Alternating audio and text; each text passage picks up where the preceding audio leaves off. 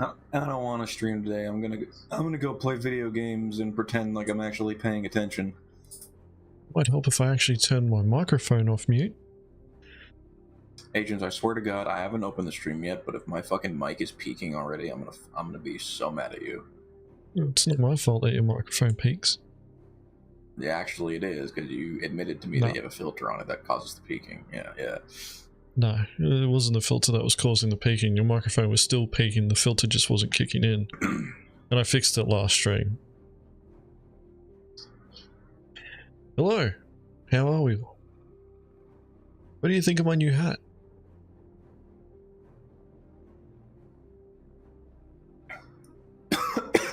Excuse me. I bought it in February, and I only got it, what was it, Monday? You know what, Agents? Honestly, the hat's great and all, but I'm still waiting on my Mongrel Squad canvas flag. Oh yeah, just waiting for the flag makers to build it. I don't even care if it's like limited stock. I will buy it. I just want a canvas flag. Like anybody else in chat, like listen, let me tell you something. The chat or the flag on the merch store is polyester. Okay, it's polyester. No, we don't have a flag. That merch store, what was it, the Etsy one? We closed that down. The problem was that Printful is a pain in the ass to work with in comparison to Teespring, even though Printful provides a lot more services or products. It's a wider dispersion of suppliers, and you need to concentrate them all in one place, and normally you have to host your own store, whereas with Teespring you just use everything that they've got there. And they finally added fucking hats, like proper hats where you could get the embroidering done. They had them for ages, but you had to submit your design for embroidering, and if it didn't meet their parameters, it would automatically get rejected. The funniest thing is that I didn't change the fucking design once, and then when I put it through their new system, it works straight away. Okay, well, I still want my canvas flag. Like that's not going Maybe to change. one day. If you get one, I'll be getting one too, and I'll have to send one to Magma for his minesweeper.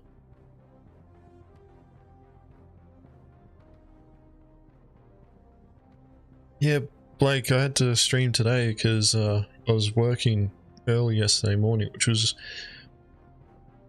Yes, yesterday morning. It is a new day for me. Yeah, I normally don't work on Wednesdays. That's normally my day off, but for whatever reason, work decided to put me on, and they put me on in the morning. So here we are. I thought you were a full-time YouTuber. What the fuck is this? Even full-time YouTubers need to have a second job.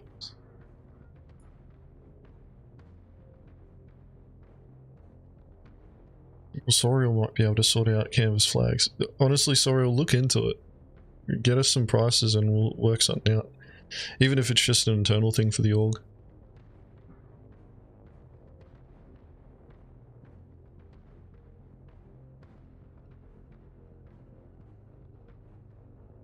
Like that merch when? Soon. Shit reminds me of, like, you guys remember the whole debacle with like Fallout 76 when they were advertising like a really nice canvas, like, I don't know if it was a duffel bag, but it was like a canvas bag, right? And they advertised it as canvas, and then people bought it and it was sent to them, and when they opened it up it was polyester. Really? I didn't know about that.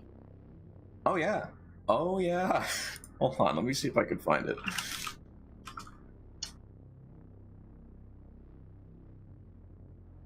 This fucking article's merch. Let's see, merch. Yeah, there's the rum. Yep. I didn't play Fallout 76 because I looked at that game. I'm like, I don't think it's going to do that well. And I was right. I was right.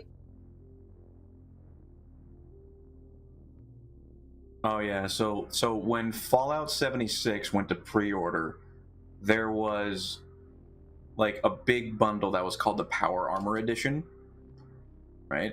And it came with a whole bunch of stuff. Like it came with like a custom helmet. It came with like, you know, a world map, comic books, fucking little figurines, but there was also a West Tech canvas duffel bag that came with it. And people were so excited for this canvas bag, right? So like the fucking pre-orders for this Power Armor edition for the fucking game was through the roof. And when people got it, it was like a fucking stupid ass like paper thin polyester bag. I'd be angry too. I'd be so angry about that because canvas is a really good, you know, durable product. It's a durable material, so you'd expect that you'd want something that would actually last. Yeah, they literally advertised one thing and delivered another. Can't do that. Like in Australia, that would be false advertising. Bloody straight away. Bloody, was it ACCC, the Australia Commercial Consumer Commission or whatever it's called? Bloody pretty much the body that dictates, you know, bloody how businesses are supposed to behave when it comes to advertising products and things like that. If they found out about that, they'd be like, you're either delivering fucking the product or you're giving refunds. You want to know the best thing about this though is that Bethesda, after like all the backlash that they got from not delivering the product that they advertised, they sent out an email to all of their customers that said, quote, "Hello, we are sorry that you are not happy with the bag. The bag shown in the media was a prototype and was too expensive to make. We aren't planning on doing anything about it." Jesus. Fucking what? That is literally just a big fuck you to your fucking consumer base. Well, they got their money. Shit. They got their money, right? I don't think so. No, I mean Bethesda got their money. They don't care. Oh yeah.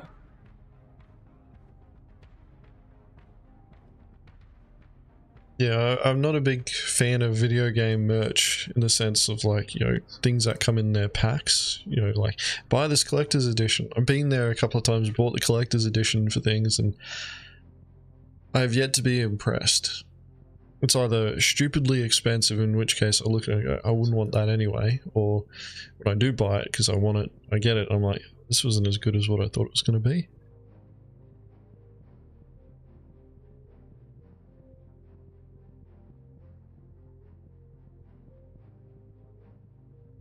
People were free to send it back when they got it though, right? I actually don't know. Like, based on that email, it doesn't really seem like that they were accepting refunds. See, I imagine, well, it depends on the country that you're in, because I know in Australia, if you didn't get the product that you wanted, you take it back to the seller, and they're obligated to give you a refund, and then that seller is responsible for contacting Bethesda and going, what the fuck? What a bunch of mongrels. I took offense to that.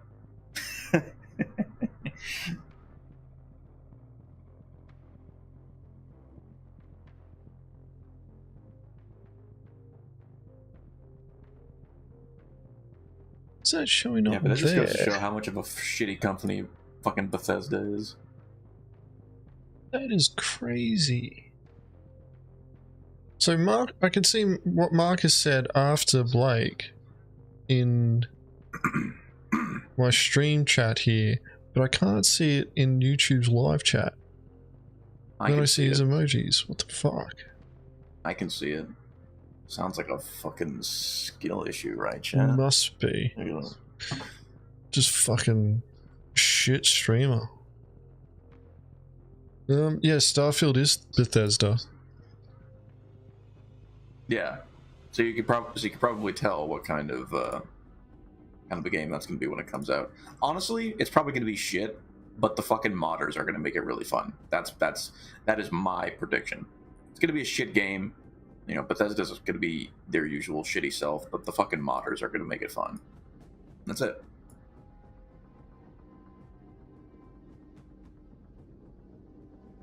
have to wait and see. If it ends up being like Skyrim for them. That's still getting fucking bloody re-released. Fucking space Skyrim, dude. Totally. It just works. Yes, thank you, Magos. It just works. Literally. Oh my god, dude. All right, like, I think it's obviously going to get compared to Star Citizen, but honestly, it's probably just going to be pretty mid. If I were to guess. To be honest, like, I hope a lot of Care Bears go and play Starfield, and you know, then they try to bring it over to Star Citizen, and they just get shat on. No, and they're going to go play Squadron 42 because it's getting announced this year at CitizenCon, right, Agens? No, not announced, released. Hey, okay. You guys see in 3.19 the control menu. There's supposed to be some other stuff that may get released. We don't know yet. But no, yeah, like they're adding features that are more helpful to the new player experience. And that is why I think that, you know, we're looking at a potential release of Squadron 42.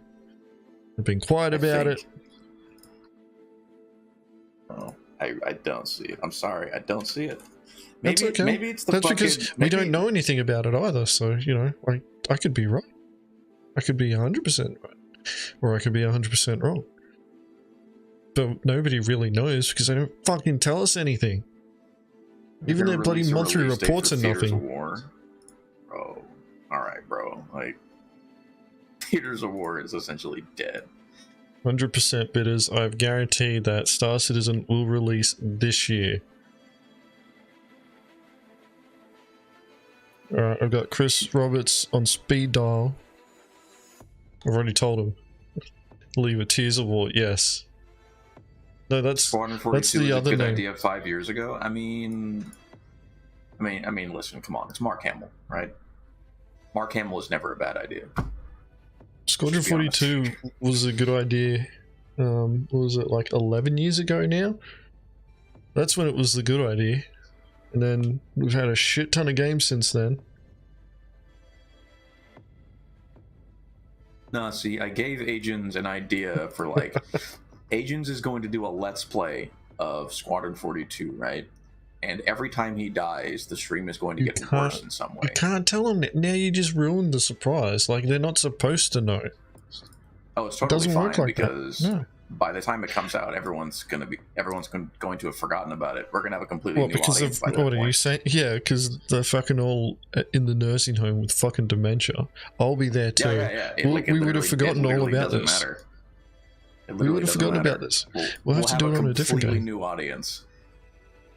Like, unless this stream or this clip goes fucking viral, then it's going to be forgotten. But it's fine. If we made a good idea, people can take it, and we could just make another good, original, crazy idea. You know, Agens, we're the factory here, okay? Yeah, everyone else, we're the consumers. They're the consumers, you know.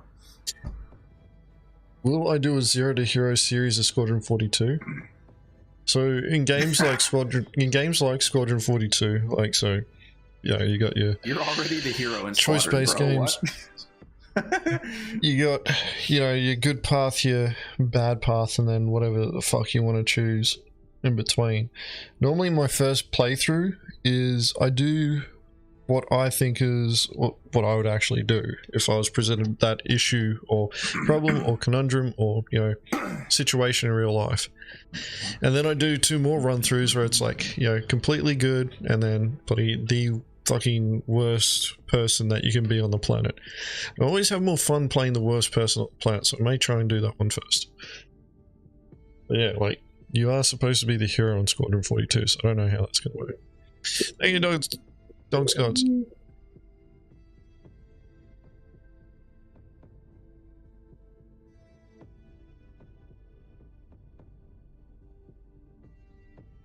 Ozil, do you think the release of Squadron 42, would they go for development of Squadron 42 Chapter 2 right away, or full development on Star Citizen?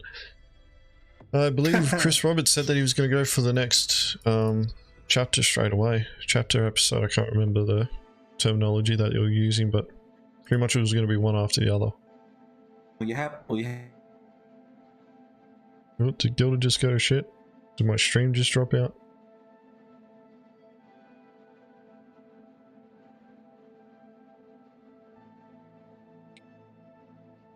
Serious, dude. Gilded just dropped out for me. Did it drop out for you? Honestly, Asians, you can't sit there and tell me in fucking senior chats like, oh, we're just gonna have to test and see how the voice comms work when shit like this is happening right here and now. When supposedly, did you read the most recent shit in senior chat? Yeah, I did. Yeah, but I'm still pointing out what you said originally. Yeah, well, that was before we had proper testing done. Or at least an attempt at testing. Which really, yeah, like... Can we go to Discord for the stream? No, we'll be right here. That's just the nightly thing for Gilded. Plus, I'd need to update fucking... what was it? One of the audio channels. Which may require me to restart the stream. God, you fucking asshole. Guys, seriously, I'm sorry. Agens is a very, very stubborn man, and I try my best to... What? Hey. It's a good thing, Dobbs. It's a good thing. Don't you know? You can't sit here and tell me that Gilded disconnecting people from comm channels is a good thing. There's no shot. You can't tell me that, right? Because what it does is it motivates us, you know? Adversity motivates you. And it motivated me, especially what Blake's talking about, hearing about a huge op that was going on, huge fight, and Gilded's comms just dropped out. You know, the guys were able to recover and they spun up their own Discord server. Who do you think is the one that told Agens about that, guys? You're listening to him right now. I also saw the reports. I woke up and saw all of it at the same time. Anyway. It motivated me to look into TeamSpeak. Yeah, Hex, I did see your message. I didn't actually get time to look into the alternatives. Sorry for not replying. I looked into TeamSpeak. I had a sponsorship program. So I applied for it. Guess what? We're getting sponsored by TeamSpeak. All it means is that we're getting a free license from them. So... I'm waiting. Wait, so you're telling me that now we have to fit a fucking sponsorship segment into our videos and streams? Are you telling me no shot, right? No, we will just need to put it onto our socials. So it'll need to go on the YouTube banner, Twitter banner, and we may mention it on our streams every now and again, you know, what we're using. But we're moving away from Gilded's voice comms. We'll still be using the other features. Thank you for the super chat there, Super Dude. Super Dude. You should call yourself that now, for the amount of times you drop in super chats on us. But yeah, like, we'll be using TeamSpeak for our voice-based stuff. Still be using Gilded as a management platform till later on. There's some other plans that we got for Mongrel Squad, and there's other plans that I need to sort out for the Mongrel Corps as well. Mongrel Corps is moving to fucking Discord, everybody. Congratulations. We'll see about that. But the TeamSpeak is not already set up. I'm still waiting for the license, and then I need to talk with a couple of my tech guys about the setup of the TeamSpeak server on AWS. Because we'll probably be trying to look at how we can set it up so that it works alongside our org website. Which means a discussion needs to happen. Listen, I just want all the emotes, gift sharing, link sharing, you know, forums. Just get us all that, Aiden, please. Just do that. Seriously, I'm looking at you right now. Speaking on behalf of the rest of the org that can't live without this shit, needs to happen. Okay, thank you.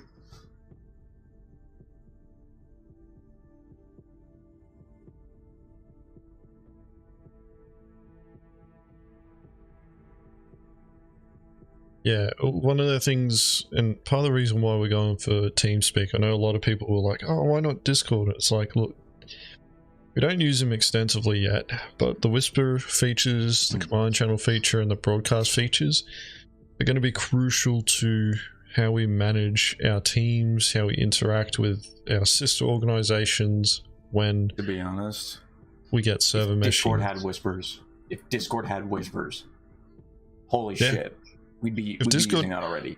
I wouldn't have left. I would not have left. Yeah, that's it. Like those voice features are that important to me for how we're going to be operating as an organization. That, you know, like, purely because Discord won't offer that particular feature set, I'm not willing to stick around. And they have always, you know, like, they've known about it for years, and they've made it clear that they're not going to do it. For it. Yeah. Yeah, that's weird, man. Like, yeah, it's not better than the alternative of us being in Gilded or constantly having to fucking channel swap or scream over each other to get points across and having multiple conversations layered on top of each other. Well, no, dude, let's just use fucking whispers. Problem solved. Yeah. Like, I'm really disappointed with how things went with Gilded. Like, Gilded has, you know, some really good features, but their voice comms, which is the main thing that people would use it for, is what, you know, let it down. Like, I've seen Gilded's Twitter feed try and throw, or Twitter account trying to throw shade at Discord for bumping up their file sharing from 8 megabytes to 25 megabytes, and, you know, Gilded's sitting here going, yeah, we do 500 megabyte bloody file sharing. I'm like, no one fucking cares because your voice comms don't work. You know, that's the main thing that people want to be able to do. They want to be able to talk to each other. The features that they've got, like forums, bloody media galleries, scheduling, calendars, that already exists on a plethora of other programs that people are already using. But if you want to have the market, you need to have your fucking voice comm sorted out. If they got their voice comm sorted out and the whisper features were working, they'd hands down be killing fucking Discord. But for whatever reason, they seem to think that fucking role icons are more important than locking down their fucking VoIP features.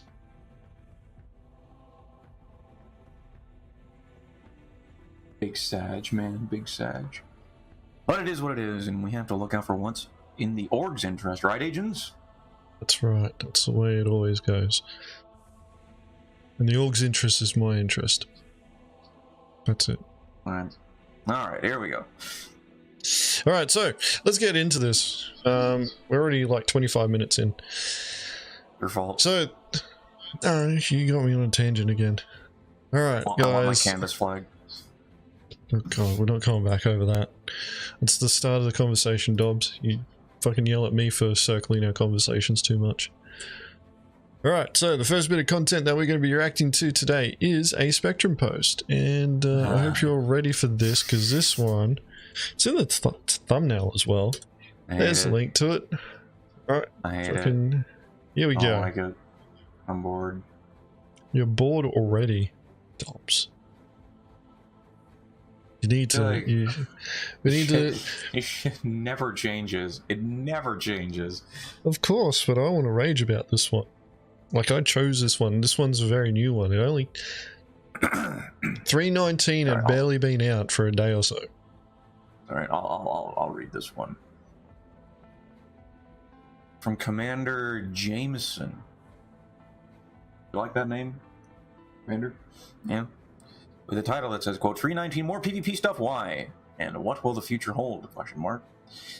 He continues, quote, while testing out 3.19, I stumbled upon the new payout mission at the derelict site. To me, it was not clear from the mission description that this was supposed to be a PvP mission. It rather read like a PvE encounter, which is probably time limited. Also, putting this mission on top of a site where regular bounty missions spawn could lead to players camping there, sniping other players who are there for the PvP mission. Overall, I do not excuse me, I do not only think that it is bad design to put a PvP mission right in the smack dab middle of other missions without an explicit warning in its title. I also think that we have more than enough shoot and loot mission types already. Given the current state of the game, this design makes it even harder for those players not wanting PvP interaction to actively avoid it, if missions that are centered around it are not marked as such. How about some more non-combat mission types that are actually satisfying to play and complete, excuse me. Thank you for the super chat there, Hex. Really appreciate it, man. Those are sorely lacking as of right now. Did you hear that, guys? Non-combat missions. Very, very lacking. And for the long term, please remember the old promises about PvP sliders and different security in different systems.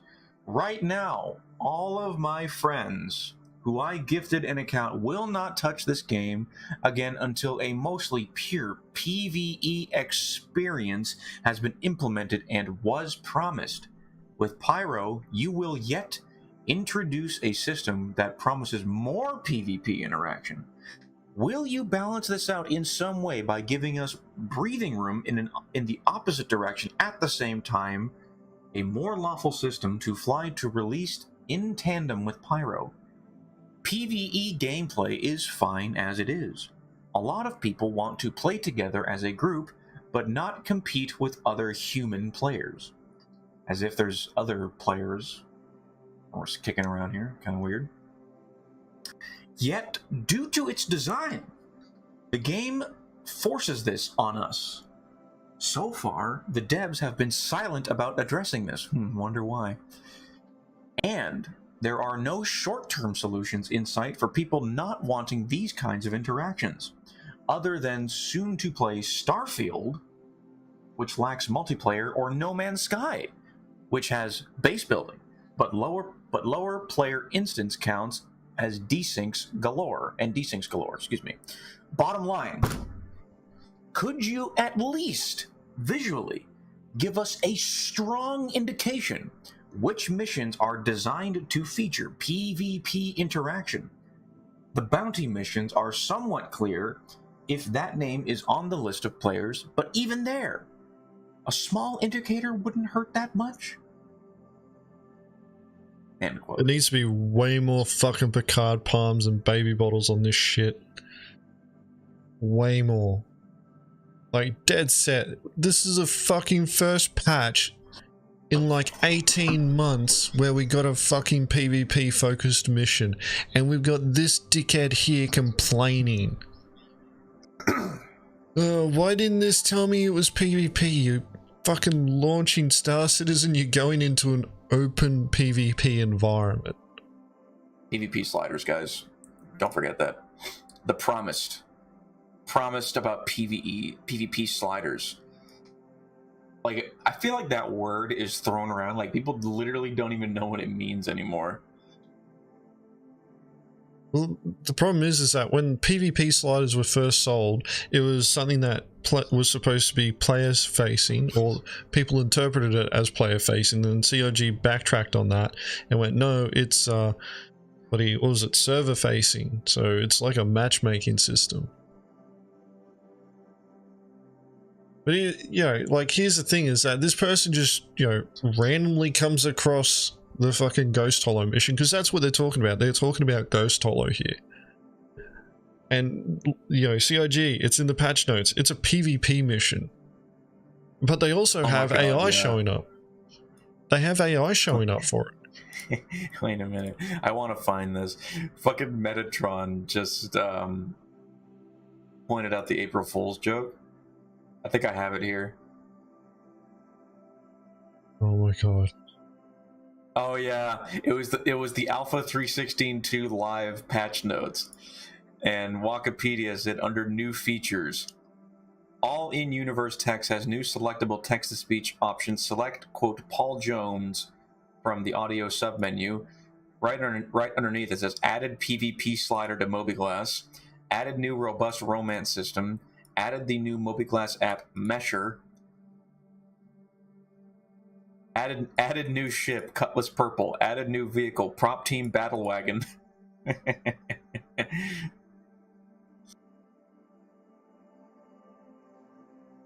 Feature updates. The Turtles have returned to R-Corp and are back with a vengeance. Yeah, like they were making a joke out of that, but like this is a fucking anti-PvP player. Like they don't want to do PvP. If they don't want to do PvP, that's fine. But for them to sit there and go, non-combat mission types that are actually satisfying to play / complete, those are sorely lacking as of now. We literally got salvagey missions in this patch. Like, you don't even need to look for the salvage anymore. You buy the mission, you fucking get a marker, you jump to the marker, you can salvage. Like, they've made updates to the fucking mining UI. And bloody rebalanced the dispersion of all the bloody ore that you can go and mine. They've also done the same thing with bloody trade commodities. Like, this is literally somebody who's sitting there, they don't want PvP in this game, and they're complaining that after 18 months of no new PvP content, combat PvP, because you still got racing, which could be considered PvP if there's more people there. You know, they're obviously talking about combat PvP. We finally get a combat PvP mission after 18 months. The last one that we got was jumped out. And fucking this guy we have barely had this patch live for what, 2 days, and they're already complaining and saying there's more PvP stuff. Fuck off.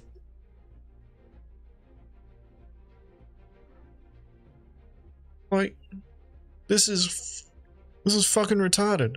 It's fucking retarded. This person, they're a fucking elite dangerous refugee with that fucking bloody commander title. Alright, they already fucked up one game. They already fucked up one game. One thinks that the commander prefix is kind of cringe. Am I the only one that thinks that? I didn't care about the commander prefix until it got associated with fucking elite dangerous. And now, like, literally, like, fucking, when I see people with commander in front of their name, I'm always wary of their, like, how they want to play Star Citizen. When you see posts like this, it reinforces a fucking stereotype that, buddy, these guys just want all the elite and none of the danger.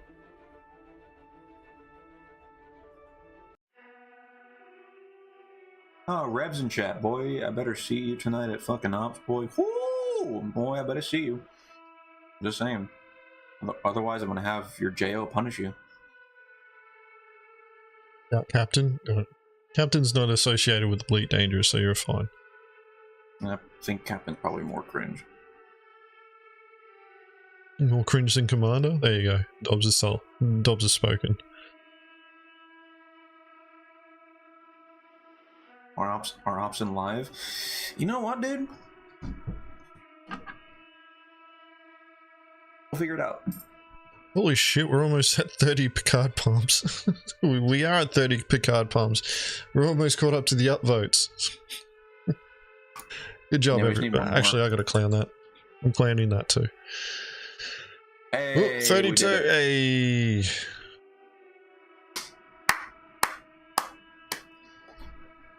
Brigading, let's go. Yay. New old name Captain Commander. Yay. Spectrum PvP. It's Captain Commander. What the fuck? Okay. Can't it be Commander Captain? No, Captain Commander is better because you're giving yourself a lower rank. Oh shit, we're at 34. Excellent. Oh shit. Good job. Like, yeah. General Commander. Spectrum Citizen at its finest. It's lag-free PvP, everyone. The sandworm has finally been added to the game, but has decided to remain underground indefinitely. That'd be funny if they actually put like the sandworm on Daymar, just randomly somewhere. Yeah, it's not. And you could see it under the terrain. It's not on layer 3. It's on Daymar, guys. It's always been on Daymar. Yeah. Totally not layer 3.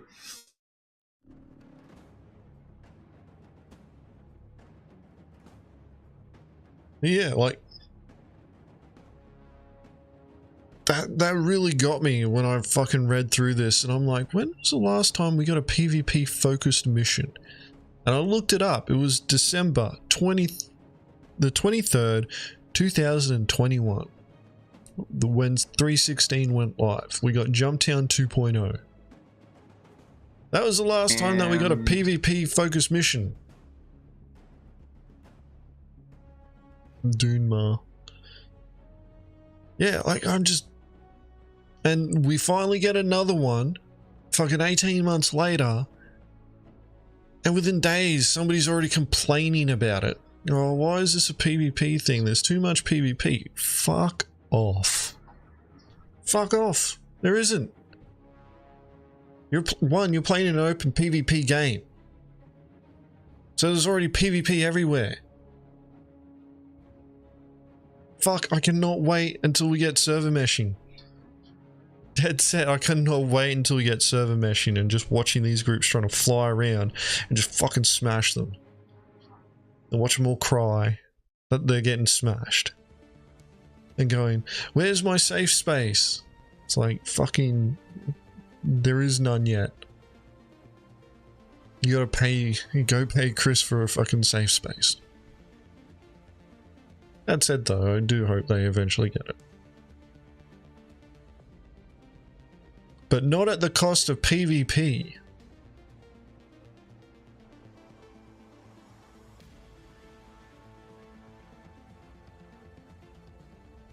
Holy shit. 41 Picard palms, 22 clowns, and 20 baby bottles. Wow, You didn't complain about the 50 so NPC cutlasses don't we? that fly over that mission. We went there today for the Oceanic event to go and fight people. We're on a full server and we were the only ones there. We had one person show up twice in 2 different ships. I can fight you, mate. It's fucking annoying. We're on a fight.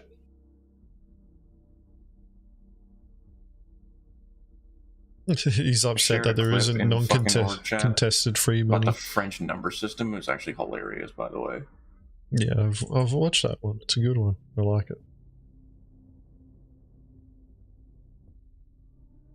But I wanted to share that with you guys. I wanted to share with you my pain and anger. Maybe it made you angry too. What?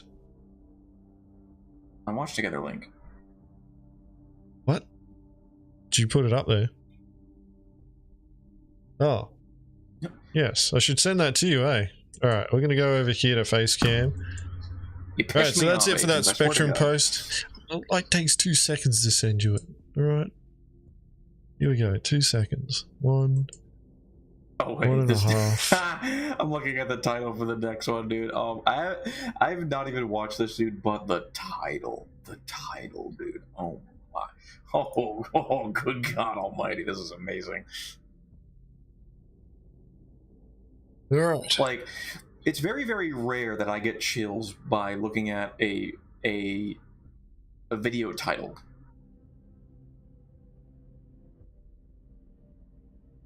Really, Dobbs?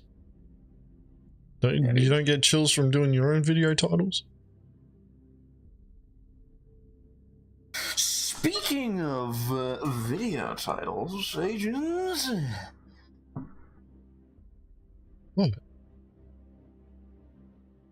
There's another video that's coming out. It'll probably be... well, the goal is to finish this stream roughly a few minutes before that video goes live so that you guys can all go from the stream to watching that, and you're already there. And we get a whole shit ton of engagement right off the bat, and YouTube goes, holy fuck, we need to share this with more people. It's a certified Dobbs classic. As are with every video that I edit, I guess. I don't know. Alright, I'm looking for the link for this fucking video. Alright. I wasn't actually going to react to this one. Even after seeing the, what's it called, the thumbnail title. And part of the reason why is it's because it's still tied into this fucking, what they call med runners. The drama that's centered around them. Wait, anyway. Hang on a minute. Wait, hang on a minute. Did you watch this? Because the title is very suggestive. I just want to make sure that we're not going to hear any gamer words on stream today. No, I have not. So we may actually hear some gamer words on stream today. We'll see how we go. I'm actually afraid, chat. This might be the very last stream. Okay, hugs and kisses, please. It's all right. We're sponsored now, so we'll be fine, Dobbs. We're sponsored now. Oh man. Right, here we go. Let's come over to car and let's press play.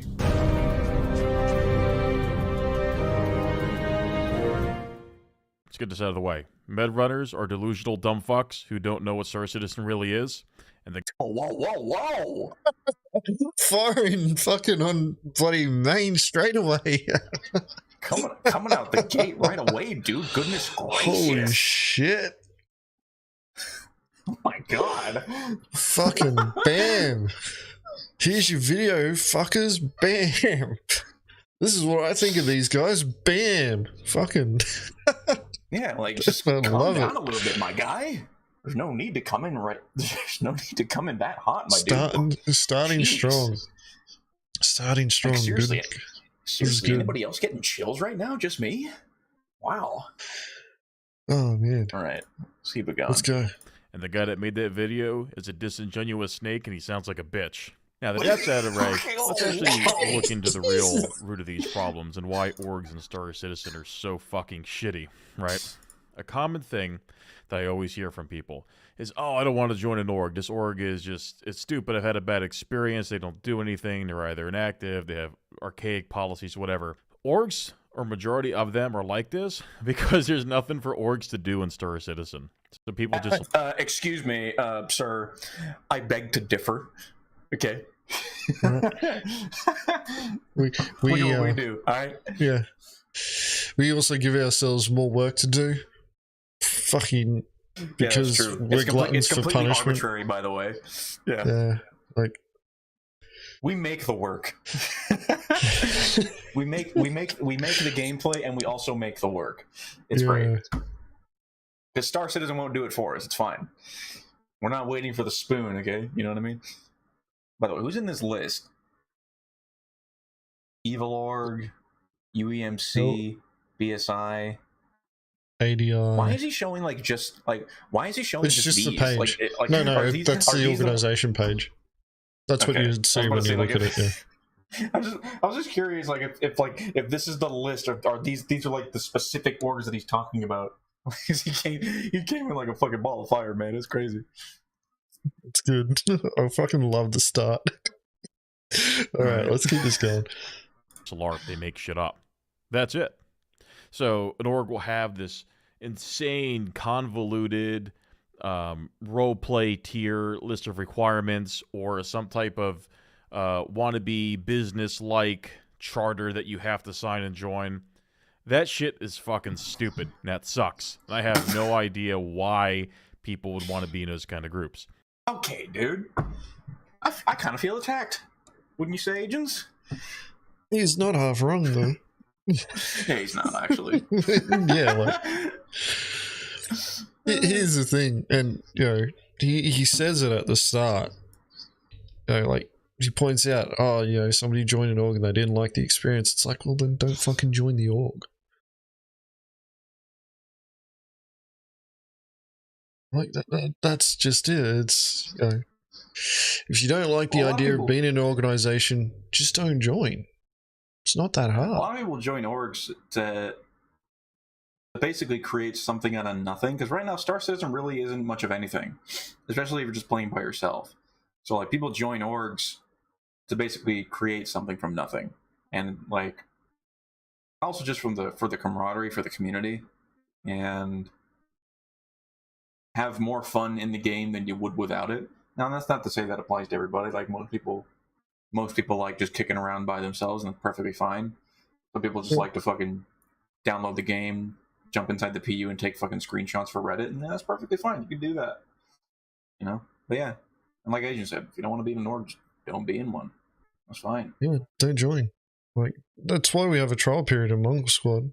Like, it's not only for us to work out if we want you there, it's also to work out if you want to be there. We've had people leave and going, yeah, no, this is too much. It's like, all right, no worries, see you later. You know, find what you're looking for.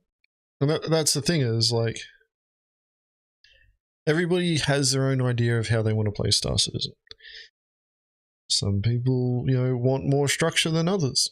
Some people, you know, want to lord over, you know, a bunch of people, and they'll invite as many people as they can to try and get, you know, a large crowd as they can get, so that they can then, you know, lord over them whilst also, you know, picking them all up and trying to give them some sort of form of content. Yeah, I still have a whole bunch of pending invites from like these blob orgs that send them out to literally everybody. Yeah, like sometimes the work that orgs put into running events, you know, we do a lot of man management, and the reason why we do that is because we're looking for specific types of people and, you know, personality types that mesh well within Mongrel Squad. And some people, you know, like just don't. They just don't mesh well with others in the types of games that, the type of game, the way that we play it. You know, like, I wouldn't say that we're hardcore, but we're not casual. You know, we're a bit more, you know, consistent than a regular gaming group. We'd probably be getting closer to hardcore, but I'm always trying to reel us back. But at the same time, like, you know, we have goals that we want to achieve. People want to be a part of that. So we operate a specific way. Some people like it, some people don't. All right, let's keep this going. And most people don't. So a new player who comes into Star Citizen, which is a game that you have to play with an org on, is you join these orgs, and they give you just awful experience. You've either got some Janny on a Discord up your ass about your behavior, or you've got some dumb fuck officer or admiral, or whatever the fuck they call themselves, whatever military rank they give themselves in game, talking about what you have to do and when you have to do it, and having some insane requirements. So players see that and I go, well, I don't know anything about this fucking game. Why is this here? What am I doing here? And they just leave. They don't join another one. And they either individually enjoy the game, or they just get lost because there's no tutorial and nobody there to teach them.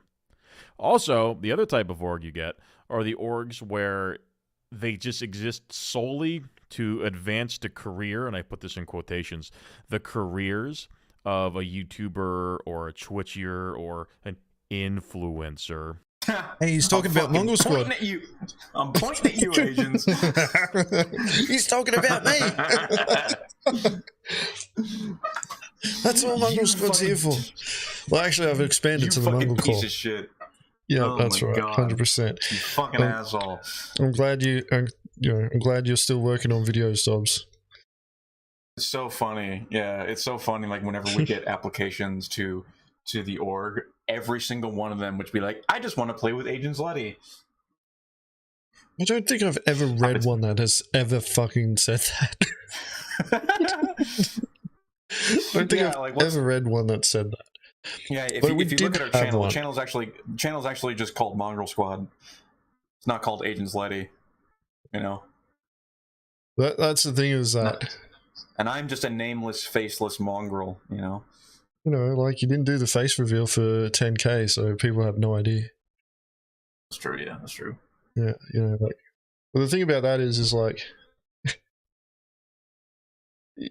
Buddy. I purposely branded the org's YouTube channel, Mongrel Squad, and I didn't focus on my own stuff. In fact, I used to stream on Twitch, That's how We some the of the only- Mongrels found me. I think we're the only like content entity in this community that's built the brand up around an org instead of an individual. Like, am I missing something actually? Like, There are among, other like, orgs that have done it, that have tried to, but they haven't gotten as big as what we have. Med Runners is the next closest one, and they've been able to build up a large influence because they just take anyone. But in terms of like content creation, like we do, you know, videos, Med Runners offers an in-game service, and they actually do a really good Twitter campaign.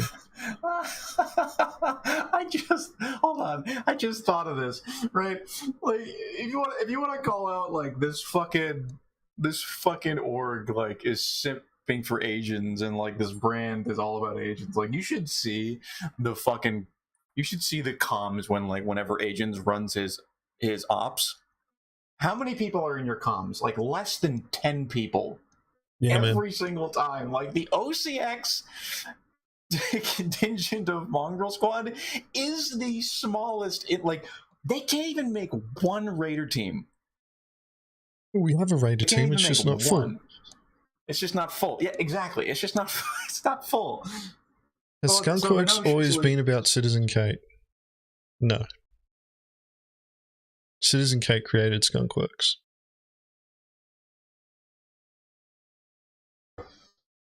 As long as we don't turn into the Mongrel runners, dude, that's actually clever. Can we trademark that? Actual? Yes, we'll do that. Dude, no, that's what we call the RGSS. Yeah. I'm fucking calling it right there.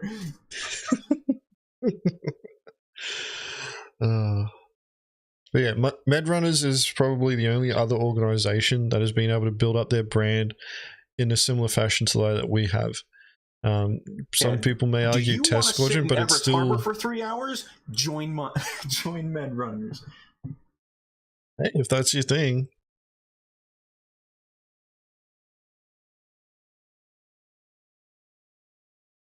Holy crap, dude! But yeah, based on this dude's description, does this org fit into what he's described? We actually fit both categories that he's described so far. So we got the first one where we got this completely unnecessary, arbitrary, bloody corporate structure, and then you guys are pretty much here just to prop me up in my YouTube channel, and you're all here to make me famous and, you know, give me money and all that sort of shit. So far, that's great.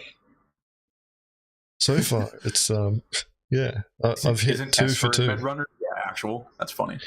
Yeah, he's a he's a bloody recruiter for them, right? All right, let's keep this going. I want to hear what else Buzz has to say. Whatever, right? To advance your careers in a game that's relatively unpopular and kind of dead, and they're trying to play this game to get themselves ahead of it. Oh no! They're trying to build their brand. Hey, you know what, guys? At least we could found a point where we can relate. Let's go. We did it, everybody. And work on something like that. And they're using these people to generate content to try and build that up. They don't give a shit about their orgs. They don't give a shit about the people there. It's entirely self-serving. And all of these things are because there's nothing for orgs to do in Star Citizen. That's it. Hell, look at this stupid video I'm making, this recording. Because I don't have much to do with our org in Star Citizen, but I find things to realistically do. Sure. Actually, no. Oh god, the music. Oh, it's death spiraling. Direct front. We're gonna get copyright Direct strike front. for that. Okay. Are we? I'm pretty sure we are. Oh my god. We don't. Yo, are we gonna get fucking D-Max for this? Like, Probably. Wait, so hold on. I need to scroll back. I don't know exactly what he said here. Hell, look at this stupid video I'm making, this recording. Because I don't have much to do with our org in Star Citizen, but I find things to realistically do. Sure. So, what did he mean by that? To realistically do, so I guess he just plays the game that's in front of him as opposed to trying to make up arbitrary bloody, you know, positions, rulings, or, you know, trying to just use his organization so that he can create content and, you know, build up his own little fucking fan base. So if you reference back to his first 2 points, like the first one, you know, organizations that become so convoluted because of their corporate structure that they create for themselves because they really don't know what to do in the fucking game, they end up in this position where they're like, oh, well, you know, like we're doing things for the sake of doing something, and they try and create scenarios, but they don't really fit with what you can do in the game. And then you've got, you know, the content creators who are there going, yeah, I don't really give a flying fuck. You know, this group of people that I'm playing with are really just there to play the game with me. So I'm just going to leverage that as much as I can to help, you know, prop up my content. And, you know, I'll just use them as bloody, you know, steps to climb higher, create better content and all that sort of stuff. You know, it's 100% what I do. You know, like Mongrel Squad, you know, is hitting all the marks on fucking point 1 and point 2, because that's 100% what I'm doing. No, but with what old mate's saying, his point is that he just plays the game that's in front of him and showcases that. Yeah. That's what he means by more realistic.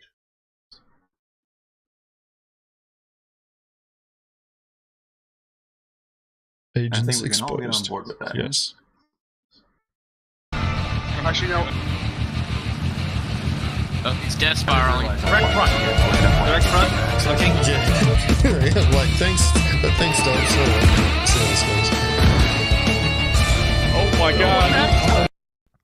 We don't roleplay in our org, right? We go out to Xeno Threat and we kill. We kill players, we kill them. We go to Everest Harbor, we camp it, we kill players. We run around the world with Crime Stat 5 and we kill the bounty hunters. Okay, or we log in. If we don't have crime stat, we go after players. We play the game as it is for what it is. Yeah, we don't try to force something out of the game that doesn't exist. We don't try to make the game into something that it's not. And that's what a lot of these orgs do. And by doing that, you're just causing players to have an awful opinion of orgs. I would say the majority of the orgs in Star Citizen currently fall into a few categories, right? LARPing nonsense bullshit, like Midrunners. Over the top milsim. There's a lot of those. I'm not going to name any of them, but there's a lot of those that the milsim LARPing. People who are hoping for the future, they're completely subscribed to this like EVE Online-esque game that may or may not exist. Generic PvP org that just runs around and kills, and then you got the realistic ones. I like to think that my org, the Enclave, is a mixture of the realistic one and the PvP one. We PvP because it's fun, killing people's fun, listening to them cry is fun. And we're realistic because we know what the game is, and as I stated earlier, we play it for what it is in the realm of what it is. We don't try to force something out of it that it's not. We have requirements, right? We have quote-unquote uniforms. We totally do. Fucking role players. We don't even have uniforms. Yeah, like, oh my god, yeah, that's so funny. It's so funny when we go after orgs like that actually have like dedicated uniforms. It's so funny. Makes it easy to find them. Like I remember killing some dude in a fucking group that had like the wrong legs on, and I was fucking screaming at him in VoIP. I was like, "Hey, you're wearing the wrong legs!" That's why you died. That's why you died first. Oh man. They're wearing Morozov. We want them using the same weapons. And this is done for two reasons. It's done for IFF, because you can't tell who's who in this game half of the time because the party icons don't work. And two, because we've always had like some kind of uniform. But outside of doing a couple events that we use it, that's it. It's the only time we require it. We don't have anybody do it. And majority of the time, we end up just giving people the stuff anyway. They show up, oh man, Buzz, I didn't have my shit. Could you help me out? Let's give them all the crap. We go out and we slay. That's what we do. That's how we are. But I guess to wrap this up, right, is you're not going to see any real orgs in Star Citizen until Star Citizen starts supporting orgs.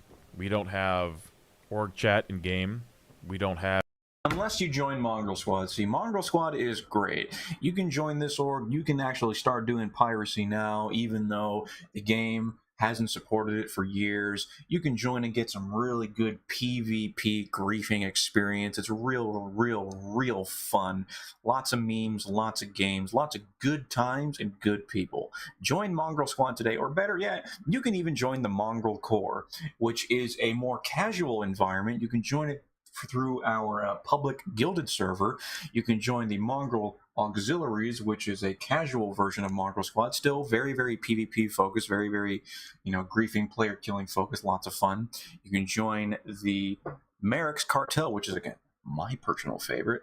They handle the merit smuggling business and the drug smuggling business. Or you can join the Pack Rats, which is the industrial Care Bear version of an industrial org for the Mongrel Corps. So please join them in Mongrel Squad or the Mongrel Corps today, and you'll find yourself where you want to be in terms of real Star Citizen org gameplay. Hashtag ad, hashtag join Mongrel Squad. Thank you. What about Mongrel Runners? Mongrel Runners isn't up and running yet, Nolat. Soon though.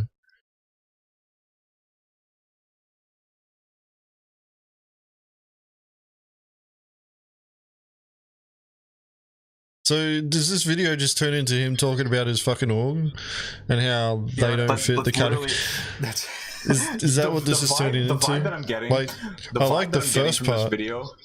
Yeah, the vibe that I'm getting from this video is that see all these other orgs out in the verse, like, they all suck. Like, all these orgs are fucking bad, and you shouldn't join these orgs. But my org, you should join my org for these reasons, because we're not those guys.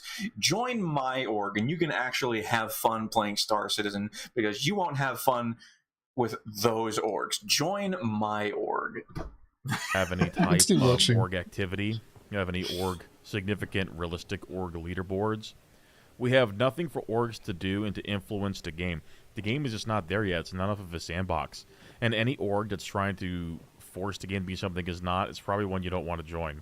So if by some stance you come across this video and you're still here after the 5-minute mark, and you want to join an org, either join ours, because I'm biased, or find one that's completely and totally realistic with what the game really is. Care Bears will truly stop at nothing to try and get PvP removed from the game or classified as griefing. They will go as far as to call you a racist for PvPing in Star Citizen. That's true. They'll call you a racist. So, since Xenothreat's been going on, this absolute disaster of an event, I guess a stress test, right, but whatever it is, there have been a loud, vocal, I would say, minority of players in the universe who have been using this opportunity to go on the forums and bitch and complain about, what else? PvPers.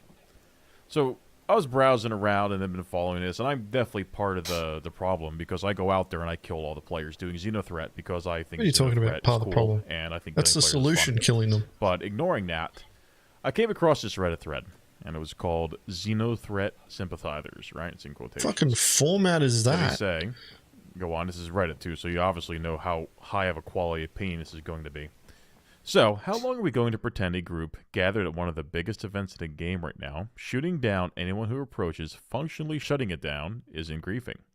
So while you're being shot at, you also shoot your allies as a group.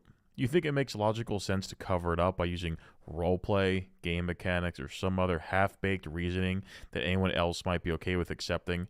I just want you to explain to me why shutting down an event isn't griefing. So, what is your reasoning? What's your reasoning, Agens? It's my reasoning for shutting down Xenothreat. Well, I'm not doing Xenothreat. I'm doing Xenogrief. Griefer threat. No, it's Xenogrief. That's why I'm there. I'm doing Xenogrief. That's how it works. You know, that's what we call it. We call it Xenogrief. It's like, you know, the fucking PvE side of things is pretty simple. It's just like a larger scale version of the fucking bloody PvE bounties. Really, that's literally what it is. Fucking, what was it? Xenothreat literally griefed me the other day because I was just flying around Jericho, you know, behaving myself, not minding a soul. There were no ships around. I was following a fucking Xenothreat arrow that wasn't even like shooting at anything, and then I just exploded out of nowhere. I just exploded. Wasn't taking any damage. My shields weren't even getting shot at. I just exploded. Get wrecked, scrub. That's what you get, Yeah, fucking griefer. I got griefed. I got griefed by the Xenothreat. Okay, now what is your reasoning that we should pretend that these NPCs aren't griefing players and effectively shutting down our chances of actually completing the event? What is your reasoning, sir? Oh god, did you see fucking the complaints about Xenothreat whenever it was running, or like somebody would start it?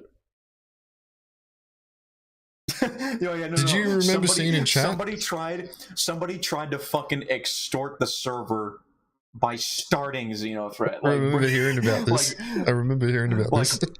Like, bro, the server was performing fine, right? And then some dude piped up in global chat like, "Hey, unless the server pays me X amount of credits, I'm going to start the Xenothreat mission." And then, because obviously the thing that would happen is that the moment that the mission starts, the fucking server performance would fucking tank and get buried in the ground somewhere. And so everyone was like, "Oh my god, please no, you're griefing. Stop." Yeah, it's... Oh, man.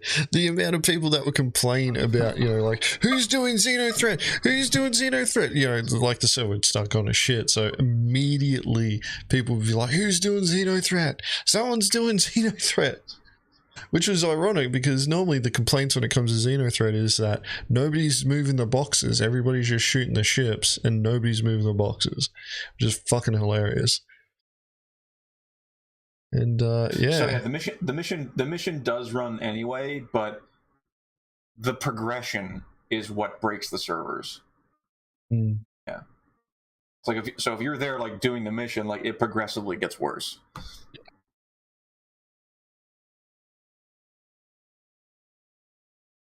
Need an alt. I started Xenothreat. But yeah, we do Xenogrief, not Xenothreat. And Xenogrief is a PvP mission. And your job is to go there and kill all the people that are doing Xenothreat. That's how Xenogrief works. There's no actual mission in the Moby Glass for it. It's just something that you do. It's a calling, really. Like, you feel the calling and you go and do it. That said, though, because of the issues that Xenothreat caused servers, literally just going there to go and do Xenogrief would fuck the servers anyway, so that everybody get griefed. So you still won anyway. Alright, I want to see what this guy thinks about it. To address that general question or statement, and not this particular person in general, is that it is not griefing because you can fight back. You have everything in your power to prevent this from happening. I would argue that you have every advantage in this situation as a lawful player. One, anybody who plays this game knows, okay, you know this. PvP is purely consensual. Somebody jumps you and wants to kill you, you just leave. You leave the area. You get out of there. You fly off at insane speed. You decouple. You find someplace to jump to. You jump. You're out of there. So yes, it's purely consensual. But if somebody shows up and they're trying to kill players at Xenothreat, they're going to show up as red. They're going to be attacked by Jericho Station. They may be attacked by the Javelin itself. They'll be attacked by any UEE Navy NPCs. And they're also going to have a way to be tracked via Bounty Hunter. So if you take the Bounty Hunter cert, you can track them. So they have everything going against them. And Xenothreat, the NPCs are going to also be shooting at them. So by that right there, it's not griefing. People only think PvP is griefing because they're just bad at it, and they accept this permanent victim mentality. It's wah, wah, wah, cry, cry, cry, the eternal bitch going to the hall monitor and trying to rat people out and appealing to authority. It's not about nutting up and getting things done yourself or taking care of your own problems. It's about finding somebody else to take care of the problems for you, or in this case, it's about getting CIG to potentially remove and make sure that players can't, do PvP. Thankfully, CIG's responded to these complaints, and here's a little excerpt from. It's also posted in that thread, but this is from CIG. It's watching this video is starting to feel like the mirror is talking back to me. Agents, anybody else? Just me? Yeah. It feels like we've been saying this forever. Like CIG's been saying this forever. So many other PvP content creators and backers have been saying this forever. It feels like the mirror is just talking back to me. The question was, will future dynamic events offer reputation-based rewards for players choosing to side with the Xeno threat to fight the CDF? The answer was, whenever it is we next run a Xeno threat event, it is to my personal hope and intent that we have the necessary clarity of markers to deliver it with a counter mission for Xeno threat supporters. So, if the assumption is we get a counter mission, my assumption would be that rewards based on rep would be available. This is not mine to promise, but I do see it as the next big and exciting thing to properly tackle. I'm just going to pause there. One, just fucking, like, use dark mode, man. Two, the counter system. So this is actually something, and one of the reasons why we ended up with Nine Tails Lockdown. So Nine Tails Lockdown is a PvP mission, and one of the tech features that they were actually aiming to implement for that was the ability for players to switch sides. And you may not realize this, but when you do the criminal side of Nine Tails, you're technically joining them. And so what CIG tried to do there was, if you turned into a criminal and you sided with Nine Tails and took their mission on, you and Nine Tails would turn blue. And everybody else that was doing the lawful side would turn red. That's actually what they needed for Xeno threat as well. They tried doing it with Nine Tails, doesn't work that well. So, and they kind of just left Nine Tails to languish and die. Now it's just the best way of making fucking buku credits for fucking, running medical supplies. And I'm so looking forward to the fucking next chance we get to do Nine Tails Lockdown with physicalized cargo, because it is going to be the fucking best. Ooh, baby. So Medical much supply. piracy. Oh, yeah. Because so many cargo haulers love to just run the medical supplies, because CIG unlocks all the medical supply limits. So you can buy as much as you want. There's heaps there. And you can sell as much as you want. And you get bonuses for selling it. So yeah. But yeah, that's what they're talking about there. Like, essentially, if you choose Xeno threat, everybody that's labeled Xeno threat or has that mission should show up blue for you, and everybody that isn't should be red. But, if you've watched this stream plenty of times and you've heard me say it, like, red does not mean criminal, it means hostile. And that's one of the things that CIG has been trying to reinforce, is that a criminal can still show up as blue for, their friendlies in that sort of mission. But they haven't been able to get that system down yet.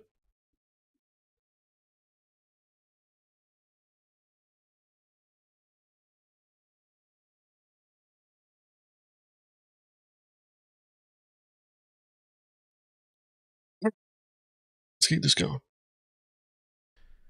Well, you got it right there from CIG itself. They've been doing the right thing this whole time. They are constantly adding PvP content, because a universe without danger is boring. No matter what the vocal minority who bitches and whines and cries on a forum say, they don't know what's best for the game. They don't even know what's best for themselves. The universe without danger can only come from players, is going to be fucking boring, and CIG seems to know that. As is evident with further patches coming down the road that are adding even more PvP content to the game. The Care Bears will cry, they'll piss, they'll moan. There's no limit to these people, right? There's no limit to where they won't go to try and get PvP removed from the game. And this is proved further by these amazing Discord and, again, Reddit and Discord, two of the greatest places to get opinions. Reddit and Discord. From these Discord comments that were sent to me by some very special people out there, and I'm going to quote this. This is a pretty good one. I'm fine with not being able to choose sides in Xeno threat.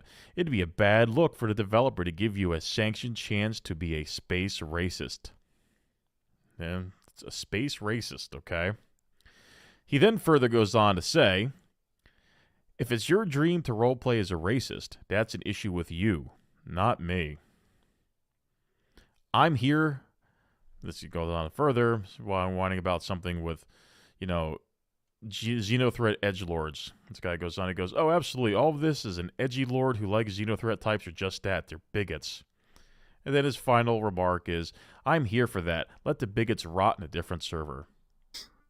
So we are now equating Xenothreat PvP, this is a fictional faction in a universe with aliens, with real life racism.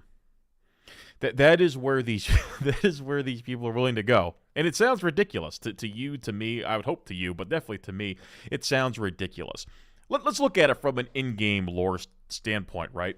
I'm not particularly well-versed in the Star Citizen universe or the lore, but to the best of my knowledge, the majority of the alien races that humanity discovered were openly hostile. I believe one is, I think maybe it's a Xian, maybe, or openly slavers.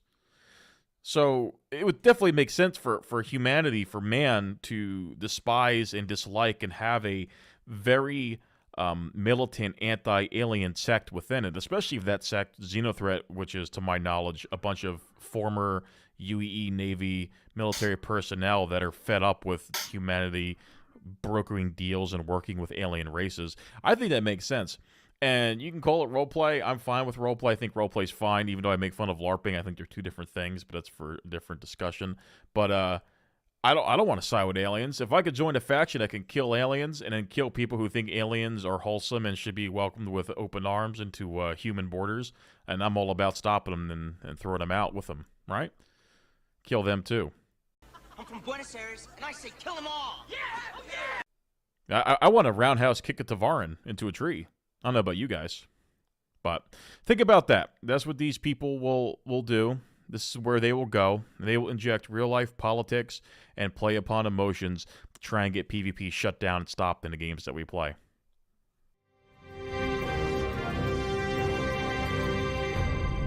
Well, Thank that you, was an adventure. Psycho, for that video. I certainly started watched strong. Yeah, it started strong. It was good. I liked the start. Then it kind of just petered off. There it is there. Go watch it if you want to watch it again without the commentary. But, yeah.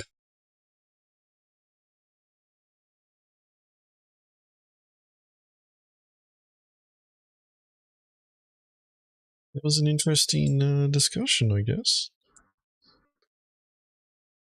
Really liked the start. Fucking, he came out strong. I thought we were going to have a better video. But he was voicing his opinions, which I do a lot here. So I can empathize with that. Alrighty, let's move on to the next bit of content. Yeah, we're doing well for time. Make sure I get the link for this one. Music's back on. We're going back to Spectrum, everyone. Gonna be wading through the cesspit, aka Spectrum.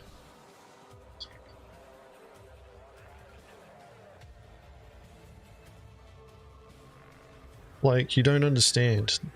That guy's the good guy, the PvE player, alright? He's the hero of his story. What he says to you is okay. Because he's the main character.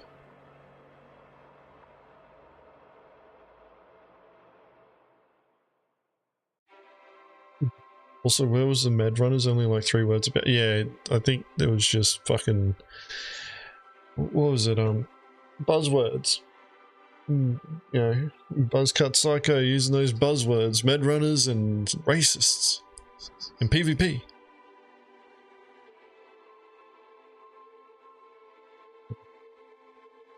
Moving on, we're going to Spectrum and we're going to look at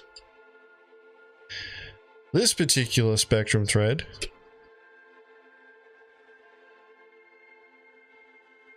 Let's go to here. Suggestion for a new PU balance team. This guy wants to reshape Star Citizen. He wants to reshape CIG. It's pretty much telling Chris, fuck you. Fuck you, Chris, make a new team. Actually, I haven't read this yet. I was saving it for the stream. Have I already covered the Morph video? No, that's going to be the last one. Oh my god, Nodlat. It's Nodlat, everybody. That guy is handsome, Nolat SC says. I don't know, man. I would say you're a bit biased, but you don't have the same name as this guy. He's successful, he's powerful, he's handsome, he's happy. He's successful, powerful, handsome, happy.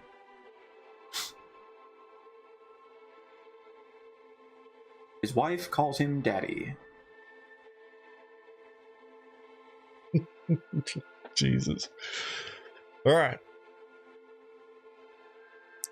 OP seems like a loop. Let's read this. Are you reading Dobbs or am I? You can read this. I can read this one. Alright. It's got a lot of upvotes.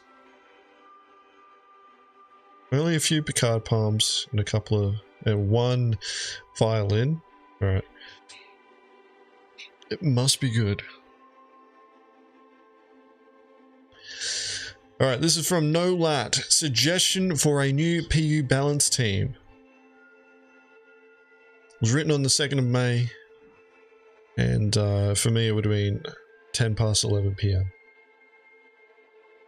It is well known that CIG is all hands on for Squadron 42. While we could get into a debate about what we backed and why, I'd like to completely avoid this. Fuck you, we're doing it. The truth is that the development of Star Citizen itself is being slowed for Squadron 42 based on resource availability. I would say that it's been slowed down because Chris Roberts wants this fucking game, but technically right. A lot of the changes in the game can take many hours, or many months to years to see changes. I imagine the player experience team more than likely has a massive list of wants to teams that are dedicated to Squadron that just don't have a lot of time to help. We can see some changes recently that have had profound effects, like the speed change to the Mantis, Blue, and Raven. Who the fuck flies Raven anymore? The AoE adjustments to make distortion weapons function, 5-minute shutdown timers for power plants, even the recent buff of the Mantis and Antares quantum travel fuel tanks that make the VK00 an option. Who the fuck flies the Antares? Mantis, yeah, for 319. That's one of the things that slipped in. Other adjustments like the increase of the Laranite tick rate on aerial and the high demand for drugs on scrapyards have also opened up the static non-mission gameplay we want. We can see that bugs in the training loops have created simply amazing emergent gameplay that we all crave, such as Jumptown, the OG, the Laranite Rush, the AV components trading, and fractional drug trading. It's called the Slam Rush. Okay. But yes, you are right.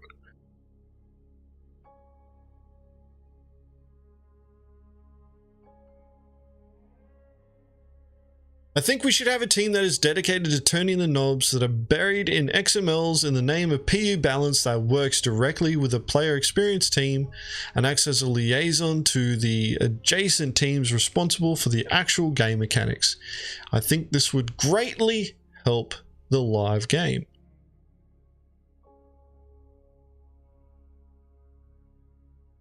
Some quick things that come to mind. Adjusting size 1 to size 4 repeated damages. Make S1 lower damage and make S4 more damage, more difference. Bringing back component variation, industrial has more pull, less charge rate, differences between guns, etc. More ammo for ballistics, faster mass drivers, making high value trade longer runs, e.g. bringing Laranite to say Microtac instead of short hopping to Lawful. Same idea for drugs. I'm pretty sure they're bringing that into 319 already. I'm pretty confident they're doing that.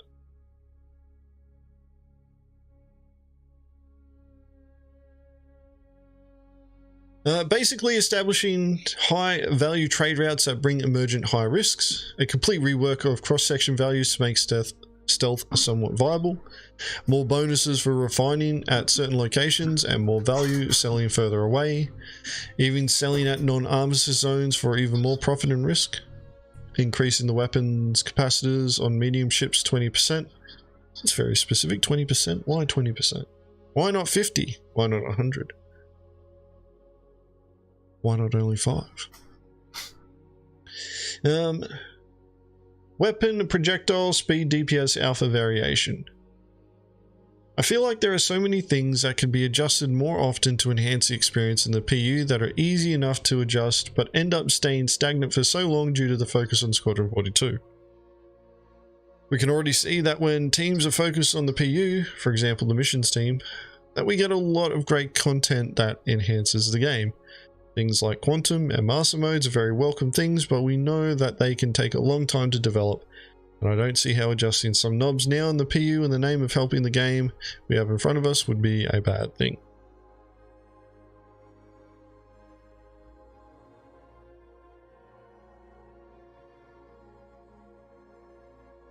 There's only one thing about this that I'm kind of confused by. Shouldn't the player experience team already be doing this? Like, this is like a team dedicated to turning the knobs that are buried in XMLs. I thought player experience would already be doing this.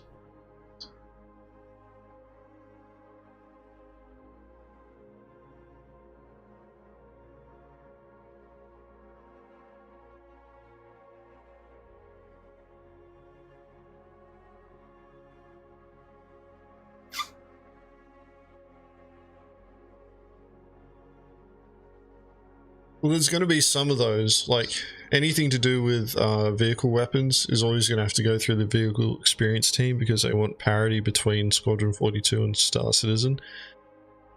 Which is frustrating because that means that we're stuck with this bullshit bloody current system for how components work. But normally, like, player experience gives feedback to the other teams and makes requests on trying to improve features.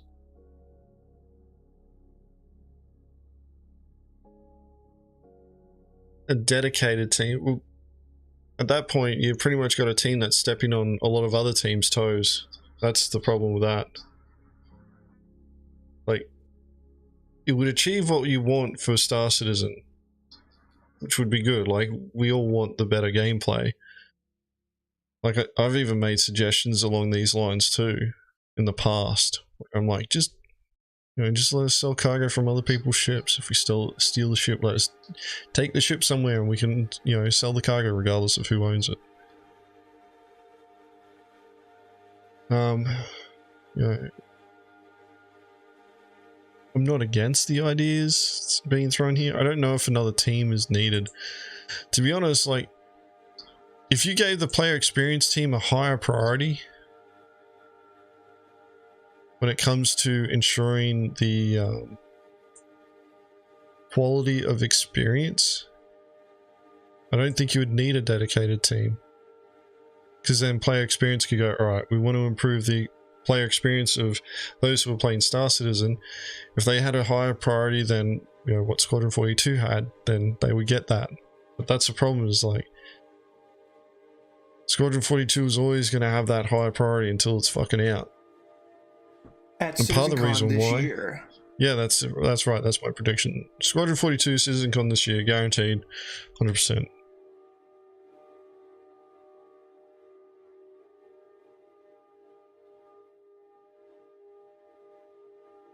But yeah, like, this is the worst part about playing Star Citizen, is that we're stuck here Like CIG, the vehicle experience team, they're already playing with master modes. They're already playing builds with master modes in it. And they're like, oh yeah, like it's a completely different game. It's like, fucking give it to us then. Like, oh no, we're tuning it. We're still tuning it. We're still tuning it.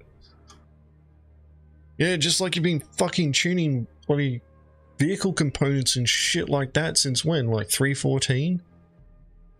It's 5 patches ago now. Big ship changes. Yeah.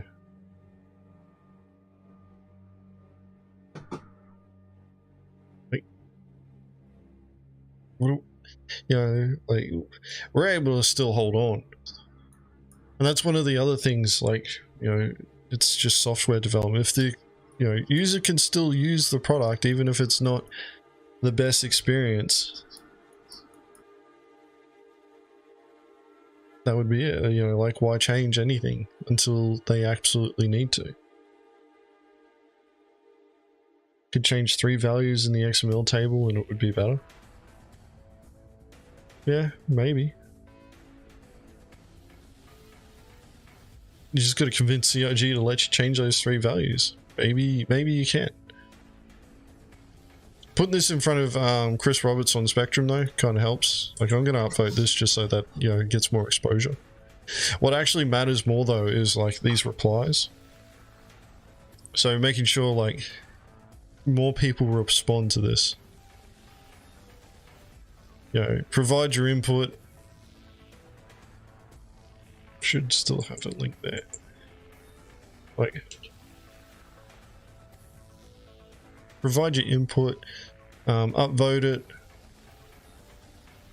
you know, keep it on the front page, provide your suggestions, your points of view, even if you don't agree with NOLAT. Just, you know, throw down what you think would work. Because the thing about this is, like, this isn't that bad of an idea. Like, I can understand why CIG may not go for it, but, you know, like, if players make enough noise and we're all sitting there going, look, we want you to improve the product that you got in front of us. Like, this is a product that we've got. We want it to be better. But you keep improving it in ways that we don't necessarily want.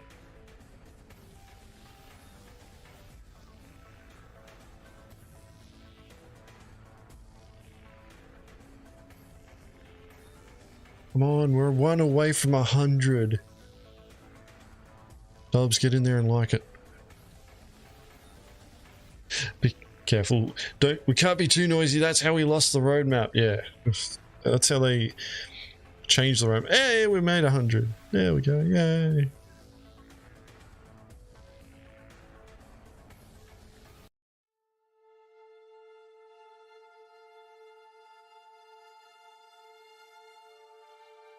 To be honest, like, we just need to keep, yeah, like, these suggestions need to keep being pushed forward.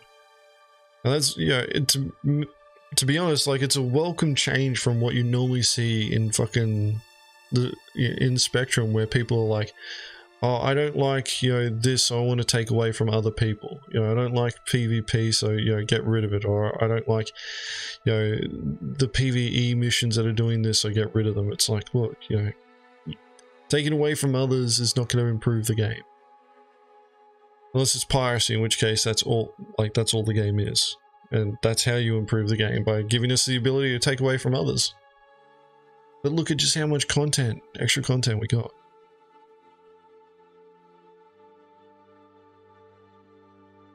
You know, like, I'm pretty sure, like, we're getting higher value trade runs purely by, what was it, from my understanding, they were going to be isolating what commodities and what ore you could get in what part of Stanton. So, you know, as an arbitrary example, titanium on Ariel would be in abundance. So Hurston doesn't really need it that much. They won't pay as much. But, you know, Crusader, which needs it, and needs it in bulk, has hardly any titanium because they mine it all out. So they're buying, you know, large volumes of titanium at a, you know, higher price rate. So you go over there. How long have our trader friends had a terrible experience that could have been simply being fixed by a value tweak? No, lad, we've already had this discussion many times over the years. 3.12 was when trade went to shit, and the times where it's been good is when it's been bugged.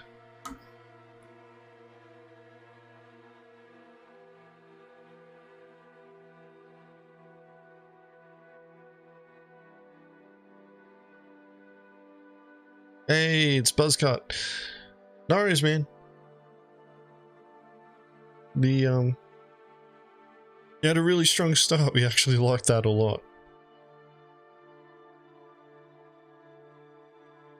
That wasn't no scripts. Yeah. That's not too bad. Yeah, that's not too bad for honestly, no scripts.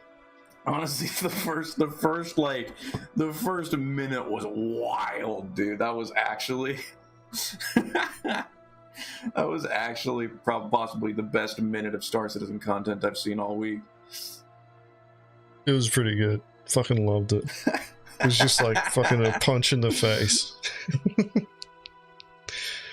Oh man.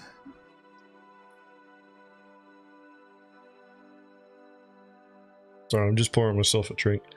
Yeah, like, oh, we're up to 106.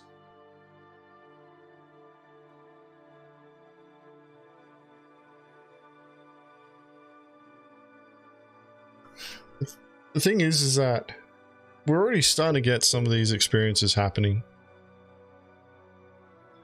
We're already getting some experiences, like, it'd be nice for more ammo to be for ballistics. I don't understand why they've kept them so low for so long. Faster mass drivers, I think the cannons need to be a lot faster in general with their firing speeds. Bringing back component variation, 100%. Like, that just needs to fucking happen.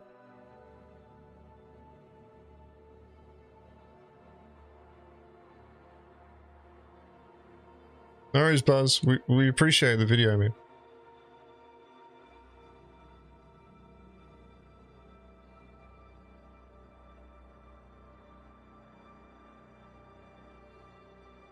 Sounds like there's a cat fight outside. But yeah, like, to be honest, I think CIG has been waiting, like holding out, waiting for so long now. You know, for this, every time it's Jesus tech. For this Jesus tech to be added. You know, quantum, bloody master modes, fucking, you know, the pillars, server meshing. And they're like, oh yeah, it's coming soon, guys, it's coming soon. It's like, over the years, you know, after observing what they're doing, and they're like, oh yeah, you know, server meshing, and then, you know, we're like, okay, cool, where are we at with server meshing? Well, actually, you know, server meshing breaks down into these fucking 100 other tasks, and you're sitting there looking at it going, oh, fuck. Alright, so all this stuff, you know, this game that we're playing in front of us, you know, what's going to happen? Well, you're just going to have to wait. But once, you know, we get this Jesus tech done, it's going to be great. It's like, cool, yeah, that's going to be great. But what about now? You know, what about, you know, the next 3 months, the next 6 months? What are we doing? We've got to keep finding that content. Yeah, exactly. Soon, TM. Yeah, it's a meme. Finding the fun in the game, you know, is easier for some than others. And to be honest, like, you know, these suggestions here, all of these suggestions here, improve the quality of the game. They all do. But I guarantee you the reason why we don't have them is because there's like this little thing, you know, as Nolet's pointed out, you know, it's different teams that are working on different parts that are turning these knobs. And why he's suggesting, hey, why don't we just have a dedicated team that turns those knobs and they work directly with the player experience team. Like myself personally, I'd be like, just give the player experience team higher priority so that they can sit there and go, hey, we want these knobs turned, and they tell a team and that team turns them. And for all we know, that's exactly what happens, and then, you know, they do that thing, and then it turns out that they didn't like the, you know, what happens.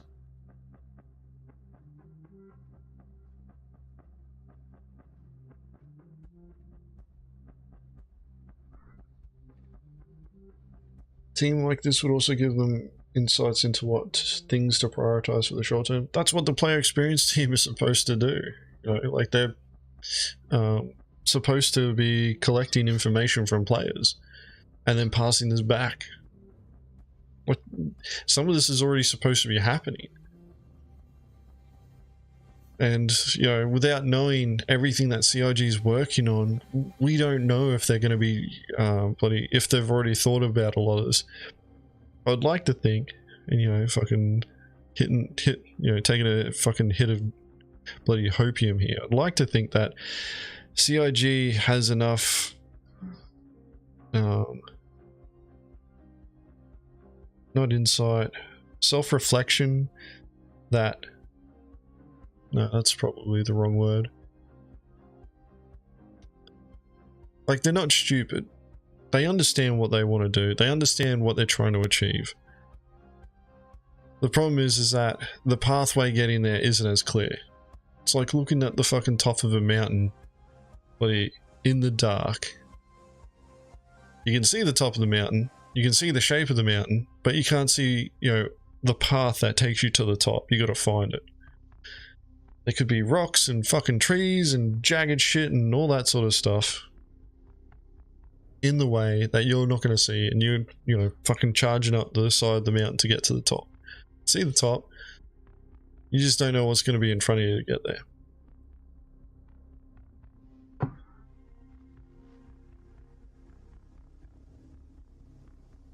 Awareness, yes, there you go. Awareness, having that situational, maybe self-consciousness, that awareness there, like conscious of, you know, what they're doing, what they're trying to achieve.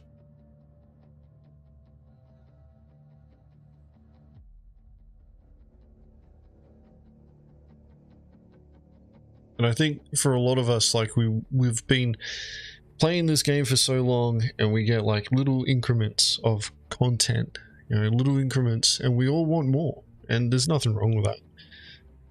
We all want more out of this.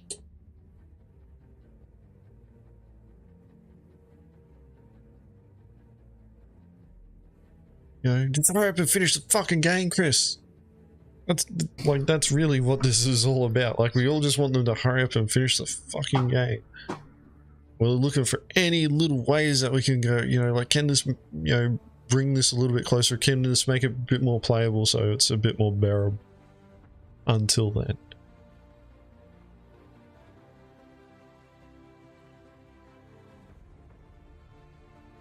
But, you know, at the end of the day, we're at the mercy of what they want. But yeah, don't ever let what they say, or, you know, like what others are telling you, especially on fucking Spectrum. Don't ever let anybody stop you from making these suggestions. And I highly encourage people to get on Spectrum and make those suggestions. Spectrum PvP has no lag. Remember that. Get in there, you know, make your suggestions. Try to give it a bit more thought, like this is well thought out. I may not agree with the entire premise behind it, but I understand what NOLAT wants to achieve. I don't know if having a dedicated team is going to help. I personally think just make the player experience team a higher priority. You know, give them more authority. And we should start seeing, you know, better gameplay. But, you know, we're just gonna have to wait and see. Better content, better gameplay. Pop it. No, wait, never mind. Just hurry up and finish the game, Chris. Fuck, it's not hard.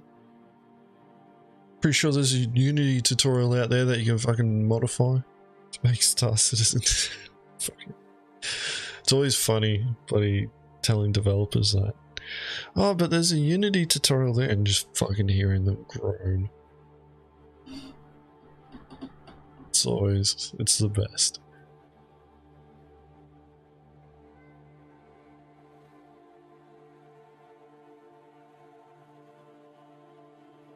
Well, that's just it, no, like we need those conversations happening.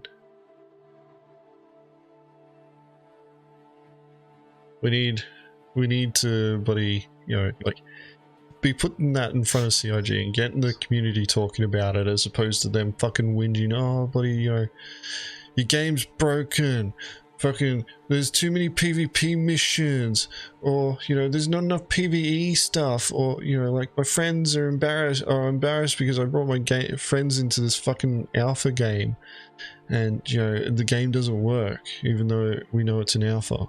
It's like, you know, those are more productive discussions to be having.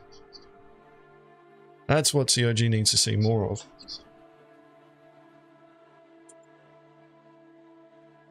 Alright, thank you very much for sharing that, Nolat. We're going to move on to the next bit of content. We're going for a video again. We're bouncing back between. We're doing a bit of Spectrum, a video as a palette cleanse, and Spectrum, and then video as a palette cleanse. The next video that we're going to be watching...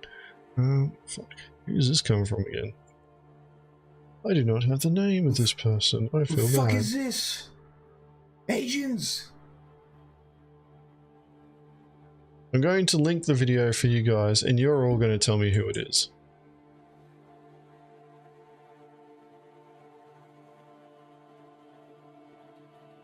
That's the video. Let me turn that music off. Get this set up here. And it's going to start playing because, there you go. Because of watch together. Birthday Truck, that's the guy. Yeah. Who the fuck calls themselves Birthday Truck? Oh? That's like, well, you know, the next video that we're watching, Dobbs. Birthday Truck. It's kind of like Rusty Bed Springs. It's like, who calls himself that? The Rusty Nails. You know? Dobbs. Who calls himself Dobbs? Who calls themselves fucking Agents Letty, dude? Fucking Agent Sweaty, This Agent guy. Lettuce. Need I go on? This guy.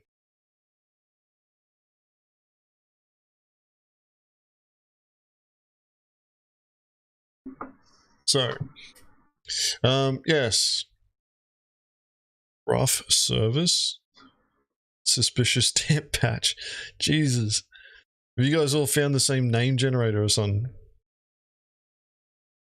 Black Shadow. Alright. We're gonna watch Birthday Truck's video on Star Citizen's two-seater fighter problem. Which is a nearly a tongue twister there. See what he has to say. I'm surprised that we're going to watch a video about Star Citizen's two-seater fighter problem and get the opinion of a birthday truck. What is a birthday truck anyway? Is that an American thing? Dobbs? What? Is birthday trucks an American thing? I mean, I've heard of a birthday suit, but not a birthday truck. Birthday truck is the name of someone not allowed at schools. It's a truck that's naked? I don't know. I don't know what it's about. Let's just watch it and see what's going on.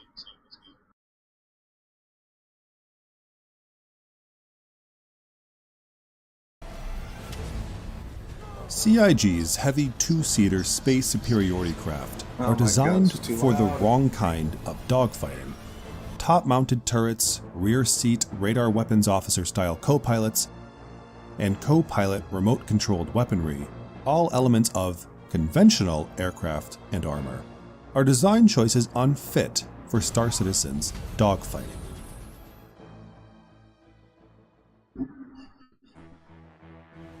Conventional dogfighting arose from the following limitations.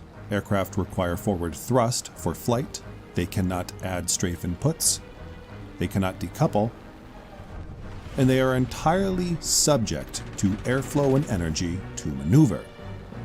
The conventional flight model produced conventional dogfighting tactics of turn fighting, boom and zoom, and energy fighting.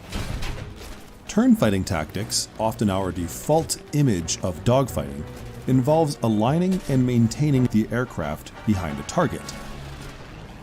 A tighter turning radii produce or deny gun solutions. Boom and zoom tactics exploit altitude He crashed advantages into the over ground. planes lower and usually slower than them. And energy fighting tactics required exploiting energy advantages, effectively beating gravity better than your target, and then acquiring gun solutions on a slow, exhausted, or perhaps stalled opponent.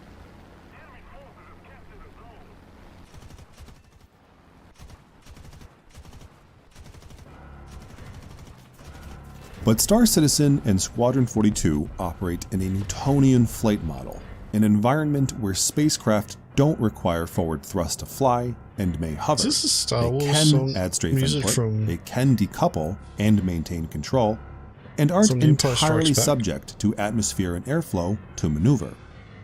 Although these limitations technically It allow sounds like from- conventional dogfighting tactics, Newtonian That sounds like the music for from the Battle of Hoth in The Empire Strikes Back.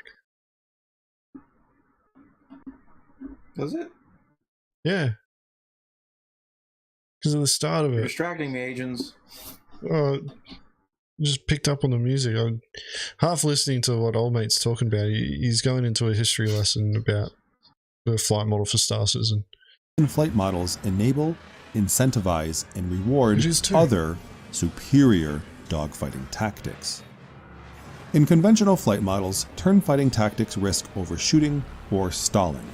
But in Newtonian flight models, we may hover in place without stalling, and overshooting risks are mitigated by retro thrusters, amongst other features. In Star Citizen, orbiting replaces turn fighting. Players maintain head-on facings and apply various strafe and roll inputs to acquire and deny gun solutions. Turn fights are no longer pitch-based, rather, they're often strafe-based. Small fighter craft are adept, but larger vessels are capable too. In conventional flight models, boom and zoom tactics require an altitude advantage, an advantage that affords planes to dive, gain speed, shoot, and climb away to safety. Newtonian flight models operate largely independently from altitude. No altitude exists in space. As thrust capability increases, atmospheric altitude advantages diminish, even in conventional flight models. Cold War-era jet aircraft can climb very quickly, and missiles further diminish any perceived safety in altitude. In Star Citizen's Newtonian flight model, spacecraft produce enough thrust to leave orbit and to carry missiles. So in Star Citizen, jousting replaces boom and zoom. Players effectively boom and zoom each other with head-on passes from equal footing in space. Any unequal footings in atmosphere are usually easily equalized. And because ships can leave orbit, conventional flight-modeled energy fighting is rendered obsolete. Spaceships might struggle to climb in some atmospheres, but they don't stall. Star Citizen's prevailing orbiting and jousting dogfights, unlike dogfights in conventional flight models, are overwhelmingly head-on and front hemisphere dominant. But Star Citizen's prevailing two-seat heavy fighter designs are designed as if they are to engage in conventional flight-modeled dogfights, not the front hemisphere dominant dogfights they actually engage in. Because conventional flight models require forward thrust for flight, conventional dogfighting tactics exploited vulnerable angles of attack, often the rear, upper, and bottom hemispheres. Conventional aircraft install ball turrets, fixed guns, and even remote-controlled gun turrets to deter attacks from these vulnerable hemispheres. But Star Citizen spacecraft aren't similarly vulnerable. Craft may strafe or decouple to align their forward-mounted guns with the oncoming craft. Engagements may be defended with head-on gun solutions or merge into those front hemisphere dominant orbiting and jousting dogfights. And these front hemisphere dominant orbiting and jousting dogfights more closely resemble modern attack helicopter dogfights, not conventional dogfights. Modern attack helicopters operate much like Star Citizen's Newtonian flight-modeled spacecraft. They are hover-capable VTOL craft that can add strafe inputs, at least when stationary. They can perform limited maneuvers independent of energy states, but are largely still subject to atmosphere and airflow to maneuver. And modern attack helicopters include design choices far better suited for front hemisphere dominant dogfights than Star Citizen's current two-seater fighter craft. Yeah, actually, Magos, that's one of the points that you're bringing up. I didn't want to stop the video. I wanted to actually see if he gets around to this point, because we're only a third of the way through. But so far, he's only talking about like one-on-one dogfights. And, you know, it's all well and good that you talk about one-on-one dogfights, but in, you know, dogfighting in space, you know, you've got a three-dimensional threat, you know, threshold that can come from any sort of angle, and they don't need to worry about gravity. So, you know, energy conservation and things like that, the dynamics for how that works changes because it's based on your thrusters and your speed and your mass. Whereas, you know, what he's talking about here, like, yeah, you're all trying to circle, strafe, and face each other until you end up in a larger fight where you've got multiple people, you know, trying to shoot each other. And, you know, the principle of more guns on the same target is the better, you know, solution than, you know, all the guns on all the different targets. You're better off focus firing, you know, targets down sequentially. So, you know, if you can get two guns onto one target, that's what you want to do. So 2 fighters against 1. It's always about that superior numerical advantage that you want to go for. Like, a lot of this is just a history lesson at the moment. I want to find out if he actually talks about, you know, N versus N type scenarios and the flight model. Citizen's two-seater space superiority craft engage primarily in front hemisphere dominant engagements. They should exhibit design choices inspired by modern attack helicopters, not conventional dogfighting aircraft. Conventional aircraft can exhibit top or rear-mounted turrets responsible for top or rear hemisphere defense. This design element, in Star Citizen's Newtonian flight model with primarily front hemisphere dominant engagements, is not effective. Rear turrets are often useless, and the top turrets only provide slim, overlapping front hemisphere coverage.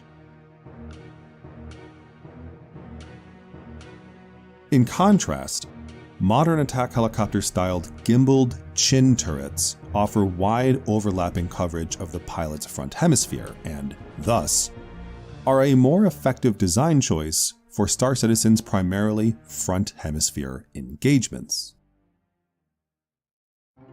Whether it's a bombardier or radar weapons officer, rear-seated co-pilot arrangements have historically been for special munitions, usually torpedoes or radar-guided weaponry. In modern applications, some co-pilots might have a dedicated helmet-mounted targeting display, or HMTD for short, for infrared seeker guidance or radar control. And that ability, through Star Citizen's missile operator mode, exists for the rear-seated co-pilots. However, until missile design is fully fleshed out and finished, guided ordnance are not reliably effective use cases for a rear-seated radar weapons officer co-pilot. But pilot delegation of gimbaled gun controls to an HMTD-equipped co-pilot would be an effective use case.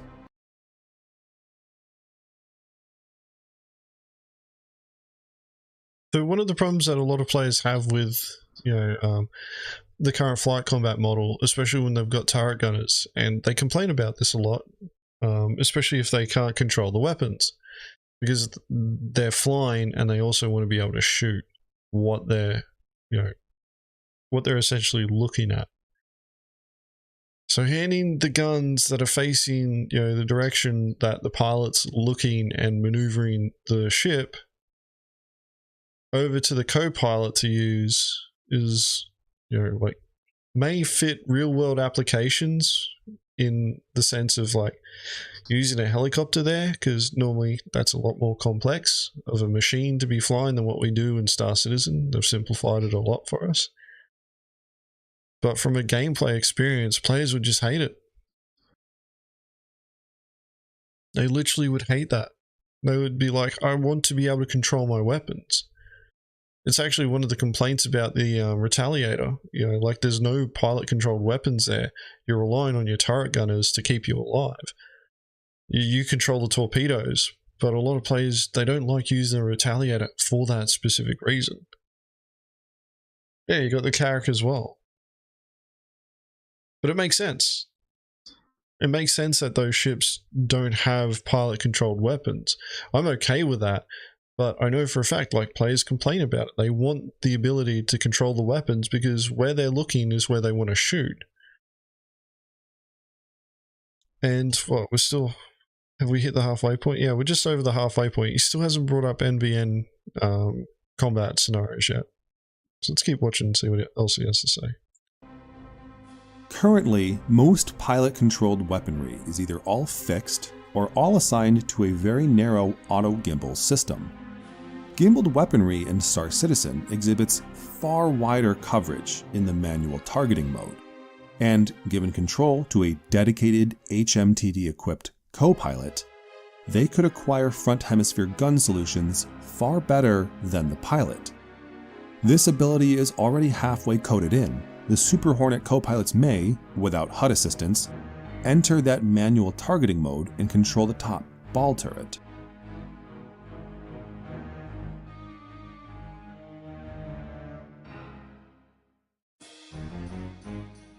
But although some modern attack helicopters arrange the HMTD-equipped co-pilot rearwards, they still offer far better visibility than Star Citizen's rear-seated co-pilots. The RSI Scorpius and Anvil Super Hornets rear-seated co-pilots are modeled after conventional radar weapons officer arrangements. They would be better suited if modeled after a modern attack helicopter's staggered tandem seating arrangement. The Drake Cutlass series is actually an appropriate example of such an arrangement. As things stand now, Star Citizen's rear-seated co-pilot controls a top-mounted turret via a remote camera. This arrangement is inspired, perhaps, by modern armor, where armored commanders access top-mounted turrets via remote camera and controls. This is an effective arrangement in ground vehicles, but not as effective in an aerospace vehicle with pitch and roll controls. HMTD controls would be a far better use case for such an arrangement. But, like modern helicopters, co-pilots should be offered the choice between an HMTD and a remote camera. The Anvil Super Hornet, RSI Scorpius, Anvil Hurricane, and Aegis Vanguard series are all prime examples of conventional designs operating poorly in a Newtonian front hemisphere dominant engagement. The Anvil Super Hornet's gimbaled chin-mounted turret mimics, actually, a modern attack helicopter arrangement, but it's not yet transferable to a co-pilot, and the co-pilot doesn't have an HMTD. An HMTD co-pilot with delegated gimbaled weaponry, regardless if it's the chin-mounted turret, would further benefit from sitting up front or in a revised staggered tandem seating arrangement. The RSI Scorpius' top-mounted turret would be far more effective if chin-mounted. The co-pilot's control of the turret would be far more effective too with HMTD controls. And the co-pilot's HMTD controls would be further more effective if sitting up front or again in a revised staggered tandem seating arrangement. The Anvil Hurricane's manned top-mounted turret would be more effective if placed further up to the front to allow greater depression and align with more gun solutions the pilot is acquiring. It would also be more effective if it was converted to a chin-mounted co-pilot arrangement akin to the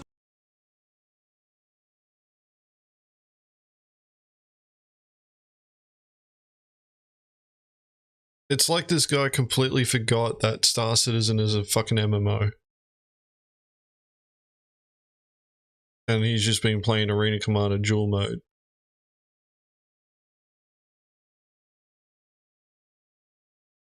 Like, the fly model, I understand what he's saying about the fly model with regards to behaving more like a helicopter. That's fine. And in the modern battlefield, a lot of the time, helicopters aren't fighting, that close. They're not fighting so close that they're going to be shooting at each other with guns. Normally, they're just firing missiles and fucking popping up, fire a couple of missiles and fuck off.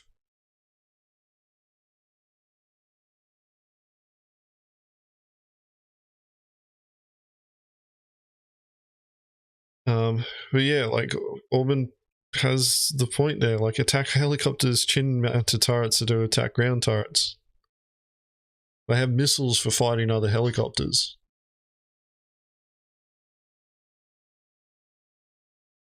And yeah, like in flight combat, in Star Citizen, you shouldn't be fighting on your own. Like, dogfights aren't done on your own. Like, the reason why it would be done, like, the mentality of the way that dogfighting works in, like, games like War Thunder and things like that, where it's replicating, real-world atmospheric conditions, it's really difficult to get multiple guns on the same target.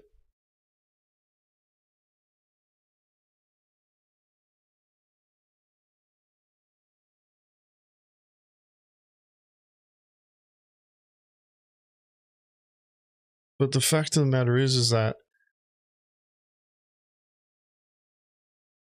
yeah, like, a lot of what old mate's talking about just isn't.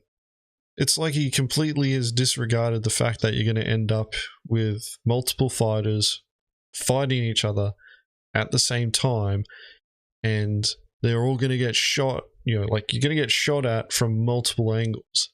So you got two ways of getting, defending yourself against that. You either can move better than the other ships, or you've got something there that can shoot back and make whoever's trying to shoot at you think twice about trying to close in. Like, what he's talking about with, the way that the flight model works and all that sort of stuff, and how, flight combat is very, like, in Star Citizen is very, front facing, and you end up circle strafing a lot, and it's closer to the way that helicopters would dogfight. That's all right. Changing the position of the turrets won't fix that, though. It won't make turret gunners more relevant or, like, empower them. Like, they're already quite powerful as it is.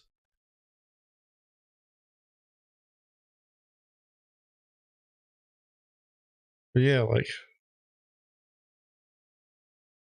dogfighting in a bloody, in space where you can be attacked from any angle, kind of like an atmosphere, but in space you don't need to worry about energy conservation in the same way that you do in atmosphere.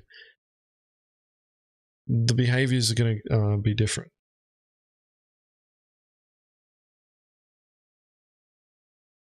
Scorpius and Super Hornet. I want to see if he mentions anything about, like, NVN The Drake fights. Cutlass Black, Blue, and Red actually just need pilot to co-pilot weaponry delegations and co-pilot HMTD controls. This is actually a series that is very, very close to the ideal staggered tandem seating arrangement in modern attack helicopters. The Aegis Vanguard series, like the Super Hornet, already includes a big, gimbaled, chin-mounted gun. The gimbal, however, is, let's be honest, often turned off or swapped for a larger fixed weapon to align with and complement the adjacent fixed weapons. One gun solution is easier and more effective than juggling two.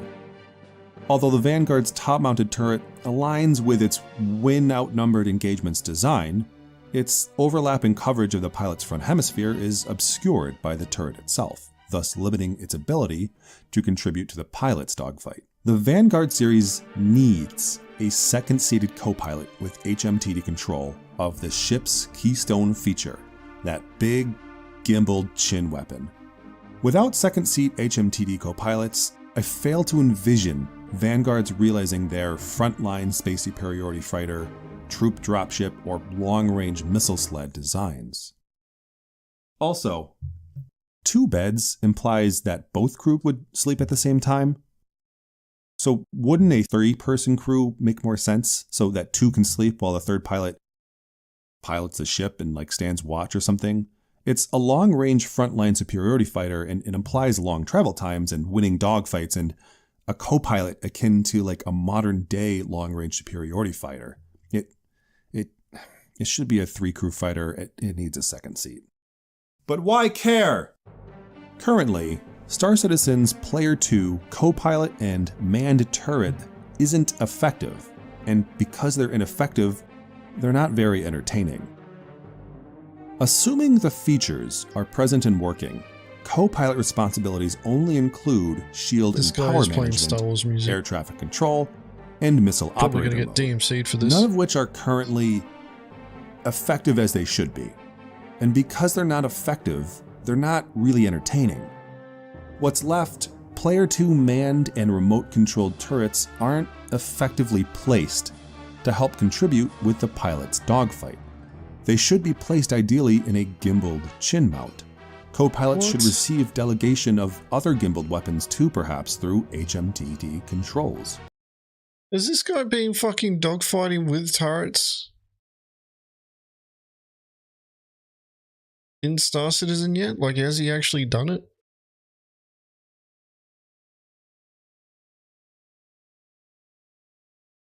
Like, the turrets are super powerful.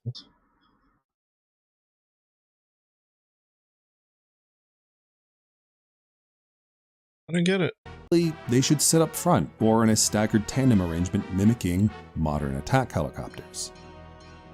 Turret sections in video games are limited for a reason. They only offer limited fun and in very short bursts of time. In contrast, flying gunner in a battlefield helicopter, that's an all-day enjoyable experience. It's not too late to realize that Star Citizen's dogfighting actually mimics. Yeah, I'm just gonna stop now. Alright, that's enough of that one. It's quite clear that old mate wants a different experience for the way that turrets work. Quite clear. I don't see any need to change the way that the turrets are positioned at all. And this guy seems to forget that dogfighting combat is actually going to be involving more than just two ships circle strafing each other.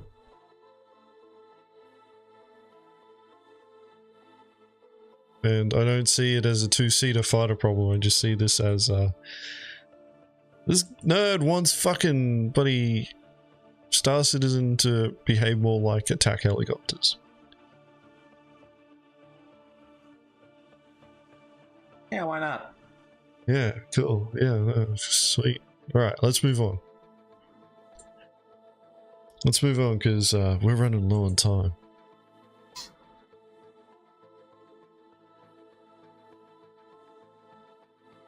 But the next bit of content that we're going to react to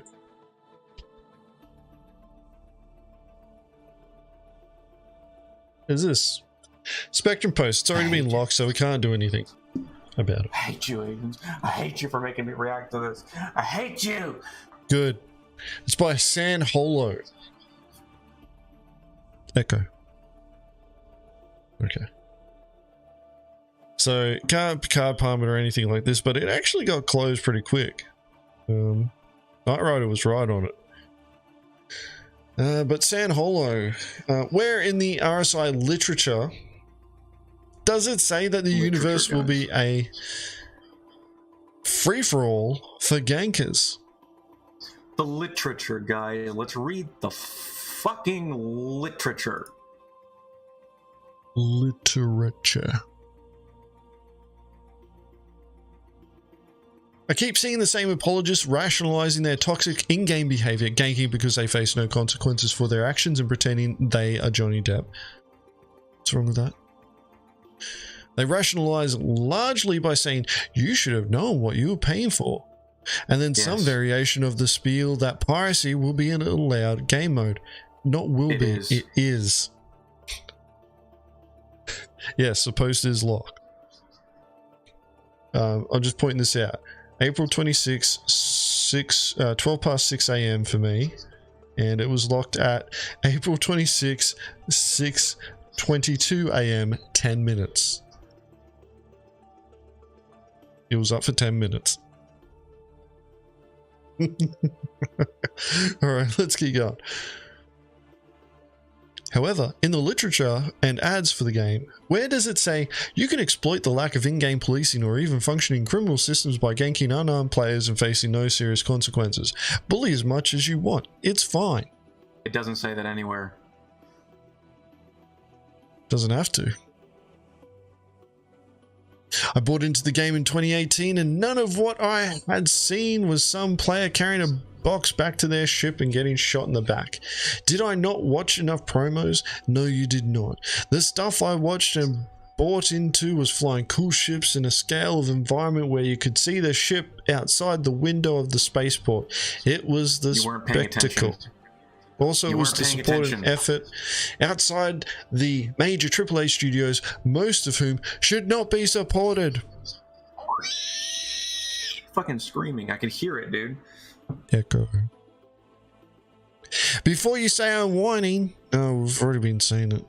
Before you say I'm whining, I have just begun to start intentionally PvP after about 4 months of playing the game. Oh, okay. That's okay. He's PvPing, guys.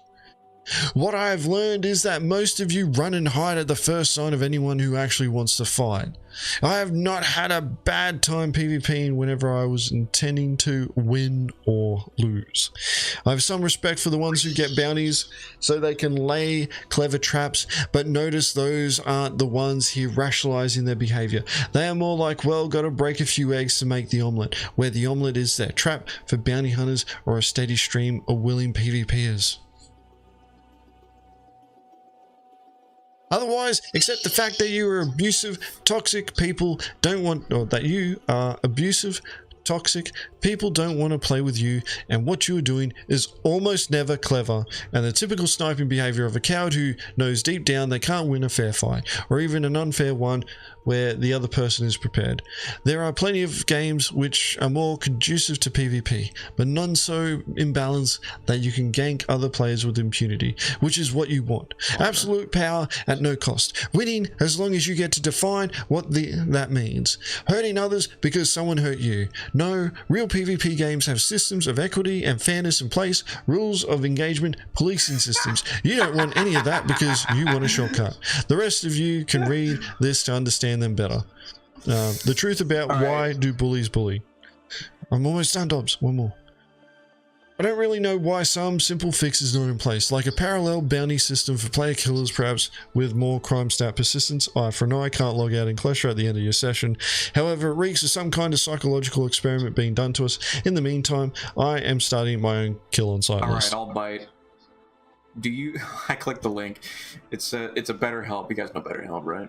I might get sponsored. Do you remember the first time you ever encountered a bully? While this is hardly a pleasant thought exercise, the sad reality is that everyone has encountered a bully at one point or another. Whether you were the target of their aggression or you knew someone who was personally impacted by a bully's actions.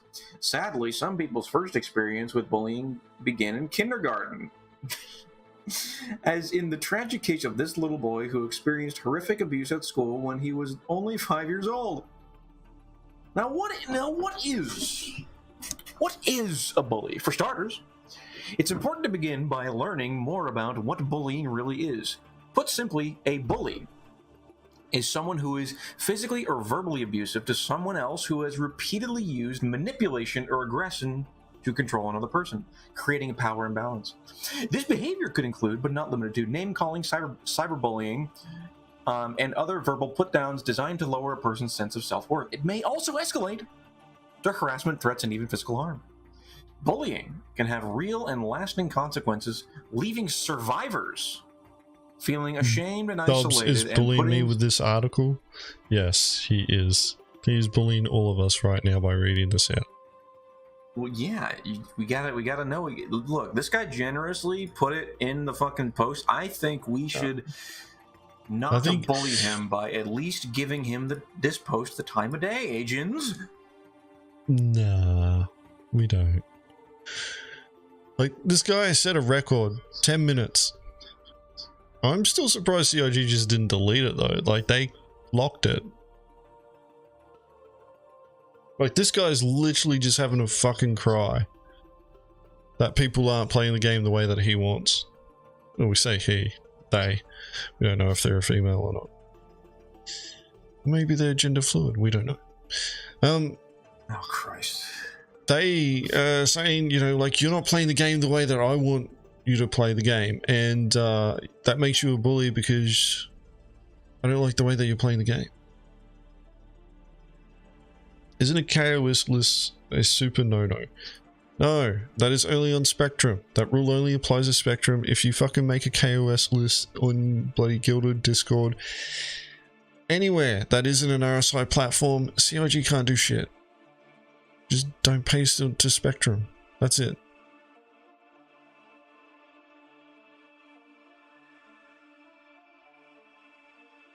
Here we go.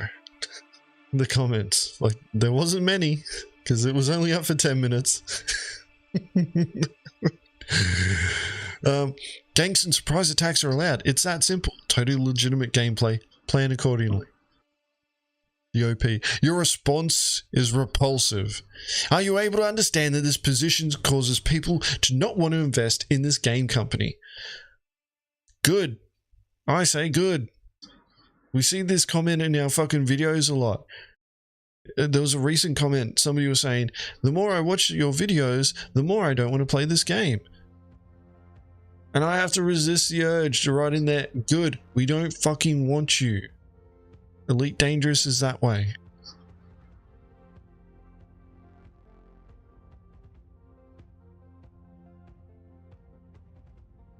And then the response, it's by the rules gameplay. It's about as repulsive as taking your opponent's bishop in chess or scoring a goal in soccer. It's football. Damn, man. Fuck.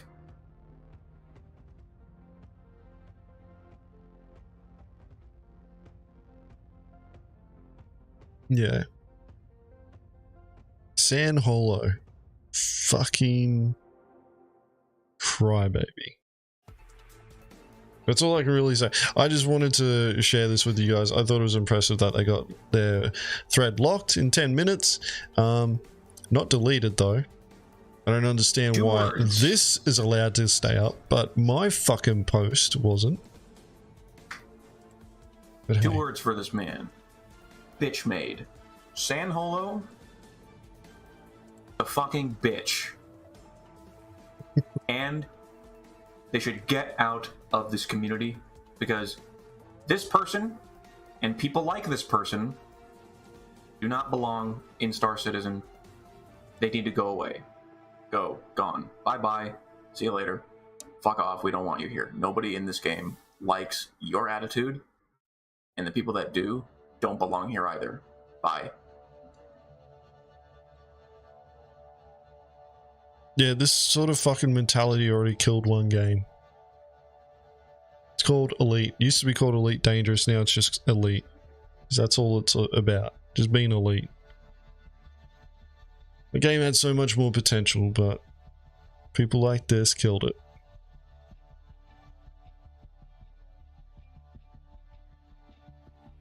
Hopefully the fact that it got bloody locked in 10 minutes is enough of a deterrent. Elite safety, yes.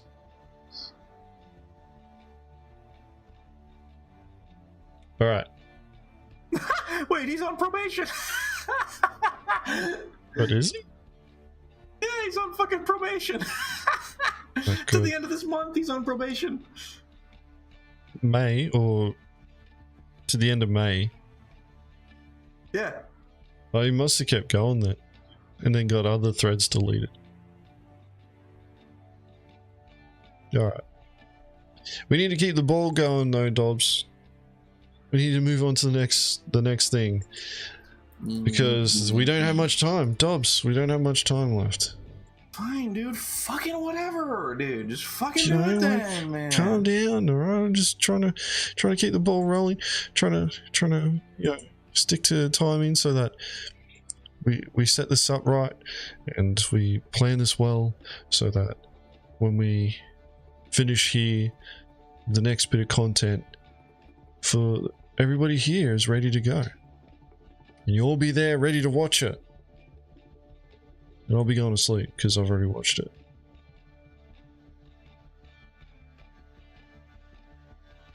Well, yeah, psychologist. I was pretty sure that they would have got the first.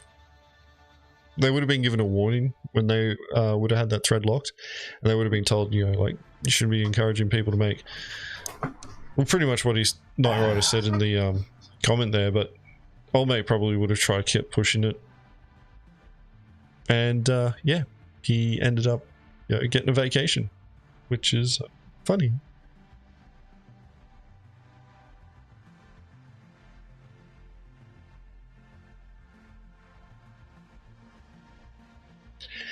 Yeah, Fly. Don't worry, we've observed. We were watching Elite Dangerous as well while it happened, and it's too late by then when we took notice. But we're definitely keeping an eye out here in Star Citizen. We do not want fucking that shit. Awful, man. Actually, fuck awful. That.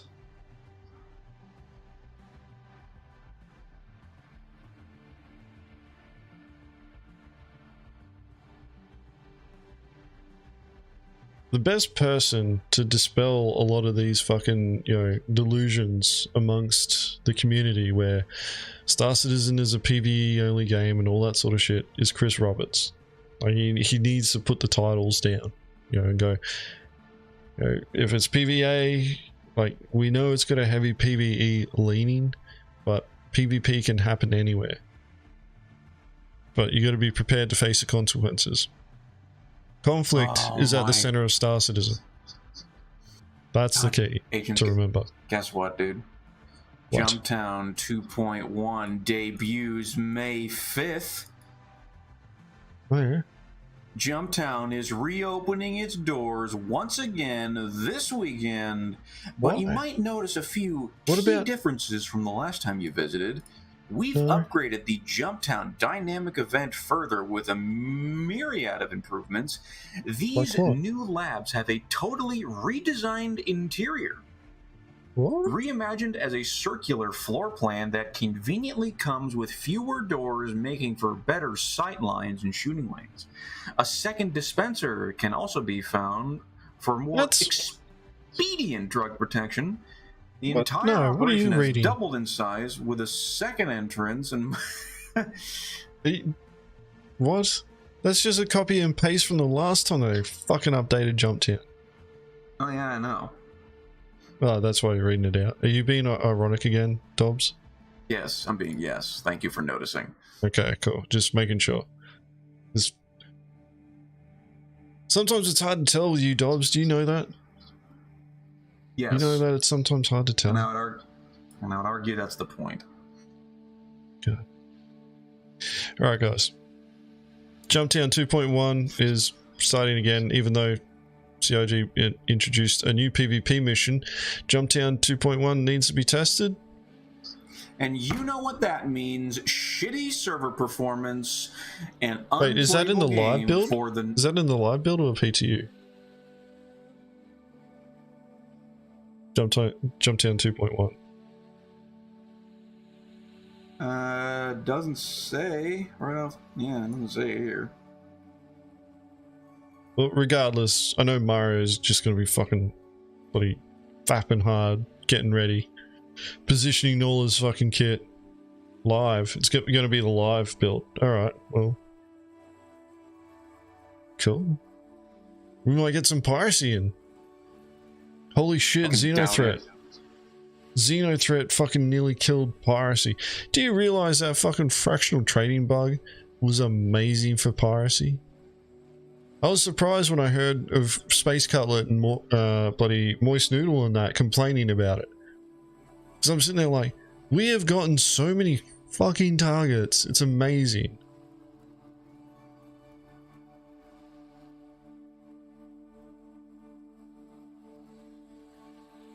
We made 28 million credits in 1 week. Through piracy ops alone. And a lot of those hits, we didn't even get all of the cargo.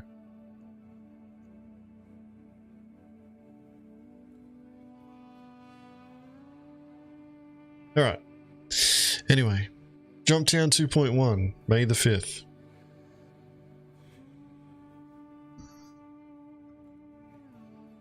They missed the mark. They should have done on May the 4th, bro. What the fuck? Well, no, that's Star Wars Day, and everybody's going to be too busy celebrating Star Wars. It's already May the 4th for me. What better way to celebrate Star Wars than to fucking kill people at Jumptown? I can't think of it. That's right. Go to a place to trade drugs and kill other people. Alright, next bit of content we're going to be reacting to, and this is going to take us all the way to the end of the stream, is from the person who was responsible for the creation of this series, really. You may have heard of him. He's a small-time YouTube content creator named Morphologist. And yeah, he's talking about big changes to Star Citizen ship insurance coming.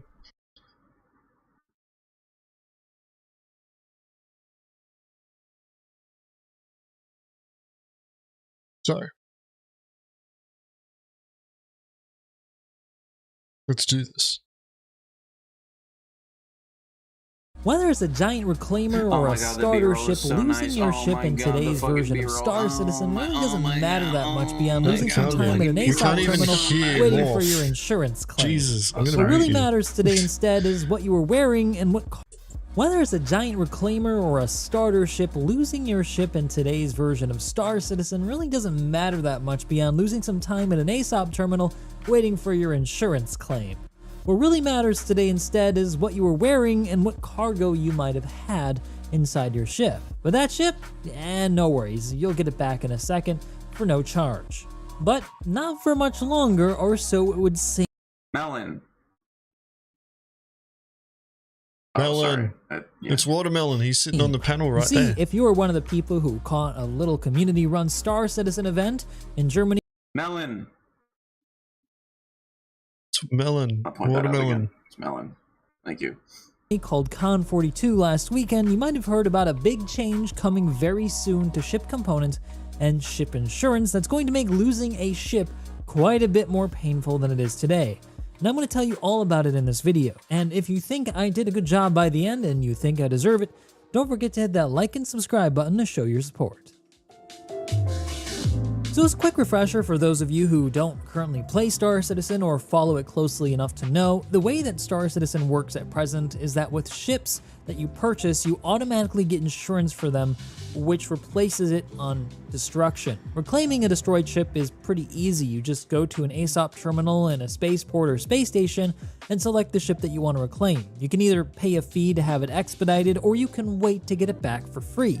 The time and fee scales with ship size, so a starter has hardly any wait time and a tiny fee for expediting it to immediately get it back, whereas a big ship like a Reclaimer or 890 Jump requires up to 50 minutes for a free reclaim and a much larger fee to cut that time down considerably. The insurance covers the ship along with any components and weapons attached to it, but not anything that you had in your cargo or anything on your person. The insurance also takes into account any non-standard upgrades like better ship weapons or components so that you can get those back with the reclaim. The effect is that ships, especially smaller ones, don't really have very much value in and of themselves.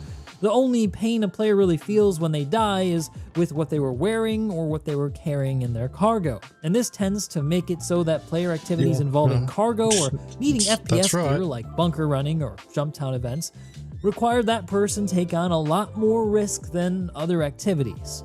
Those less risky activities include things like PvE and PvP, so long as you're not wearing anything valuable, because losing your ship will only cost you a few minutes or so. The result is that when pirates take on cargo runners or salvagers or miners, the person who takes on the most risk is in reality the person who's being attacked. What? Stop. Not this fucking B-roll again. I can't tell you how many times I've seen this B-roll in his videos.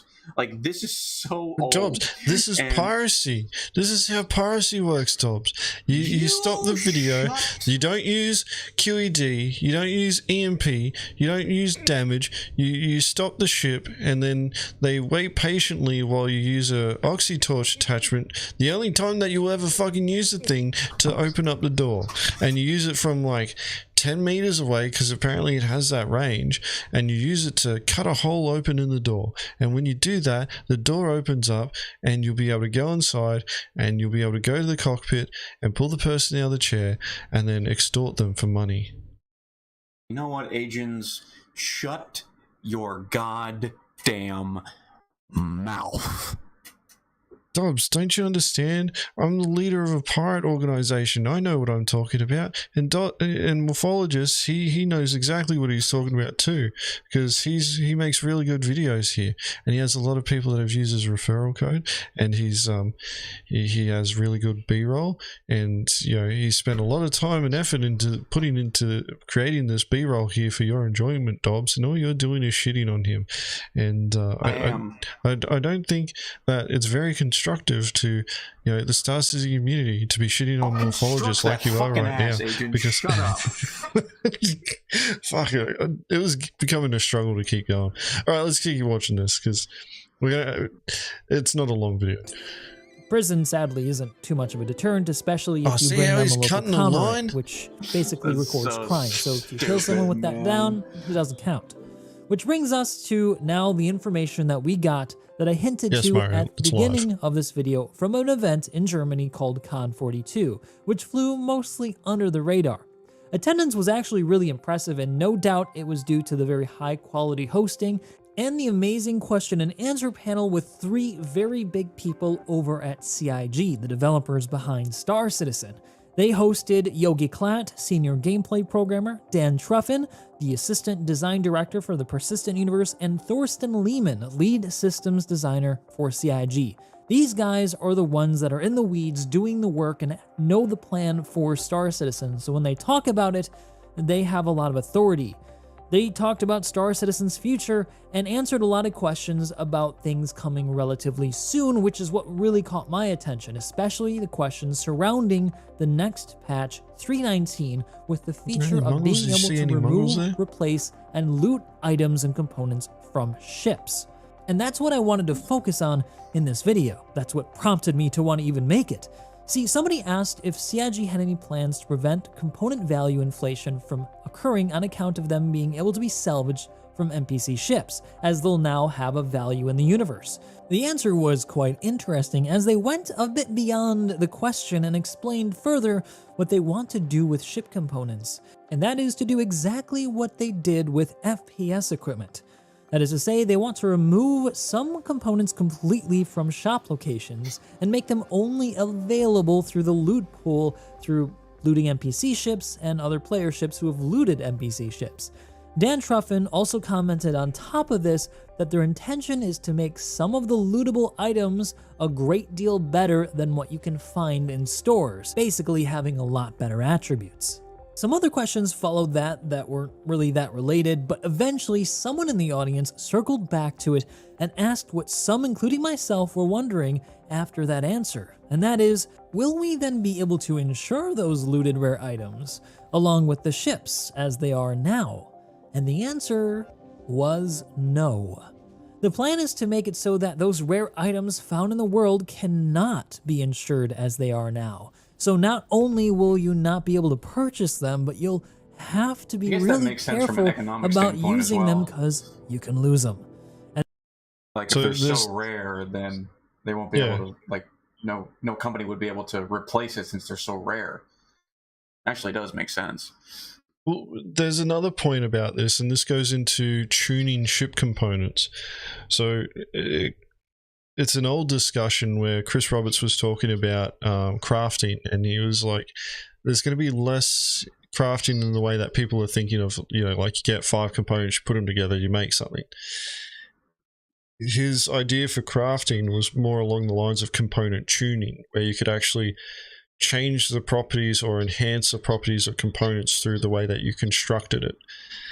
And I guess that's what they're talking about, you know, hinting at here, is that we'll be able to find these really rare tuned components that are able to perform a little bit better. So it's like you find a grade A FR66, but it's a modified one, so it's, you know, ballistic resistance may be a bit higher, its distortion recovery is a bit faster.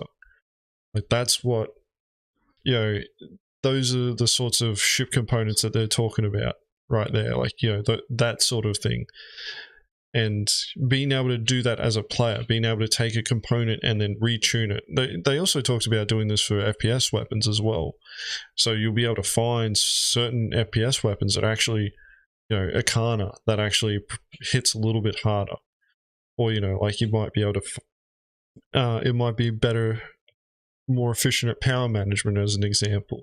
So you get a bit more juice out of the magazine. So instead of it being 30 rounds, it may be 40. Those are just examples of, you know, the direction that they could go with that, but that was their thought process, and that's kind of what they're hinting at here, is that NPCs would have these highly tuned components, and they're custom.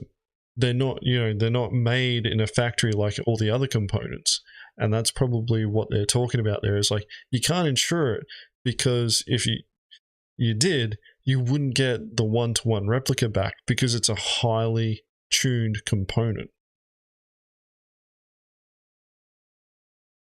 And this is what will make a massive difference for giving ships value, most especially in those activities that don't involve carrying valuable things. Perhaps now you understand a bit better why I spent so much time in the beginning of this video explaining the... So you won't be able to hot swap components in 3.19. Yeah, you will. Just not in all ships. So in the ships, you should be able to do it with weapons. You can hot swap, you know, weapons. So if you come across a ship, you've only got cannons, you manage to brick a ship, you can go to that ship, unlock its item ports, and then pull its weapons off and put it on your ship, as long as the size components are the same.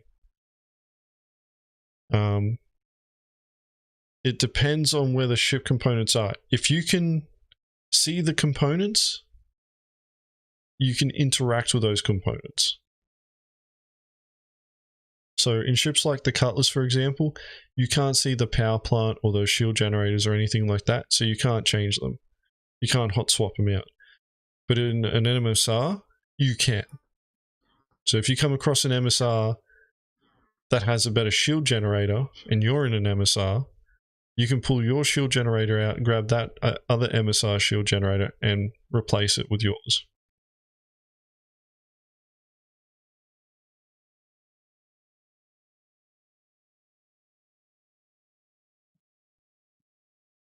So what you guys are talking about is there's a button, its default key binding is right Alt and K. You press it when you're sitting in the pilot's chair and it unlocks your item ports. The ship item ports will be unlocked. So if you do that, it will unlock the ship's item ports for that ship. It's essentially to make it so that somebody can't sneak onto your ship and then steal all your components while you're flying around. Like, a physical action has to happen first. But if they manage to get to the pilot's chair before you do, without you realizing, and they unlock the item ports, then they go and hide, and they wait until you start flying, and then they pull the power plant, your ship will turn off.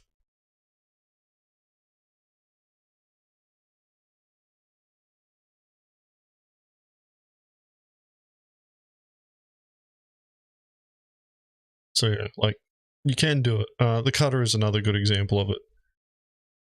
So if you can see the components, you can interact with them.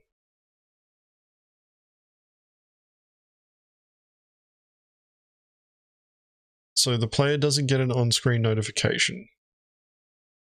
If you jump in the pilot's chair, you'll see, yeah, item ports are unlocked. The next player that jumps in the chair, I don't think they see the UI. So yeah, it's one of those things you got to make sure that if you do it, or, you know, like if you're on a ship and you think that there's another player on there, you need to make sure you go hunting for them.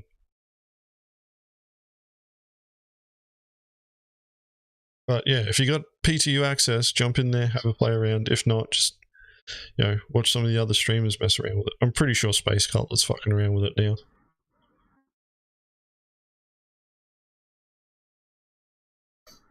The only way that you could check it afterwards is to just use the key binding to lock it. So there's three key bindings for this. You've got a lock, you got an unlock, and you got a toggle. So toggle, obviously, off or on. So if it's on, you toggle it off. If it's off, you toggle it on. The on button means that you turn it on, irrespective of the state that it's in. So even if it's on, you press that button, it just says that it turns it on again. And the off button or the unlock button will do exactly that. So if it's locked, it'll unlock it. If it's unlocked, it just says that it's unlocked again. So if you get into the pilot's chair, you can just lock it.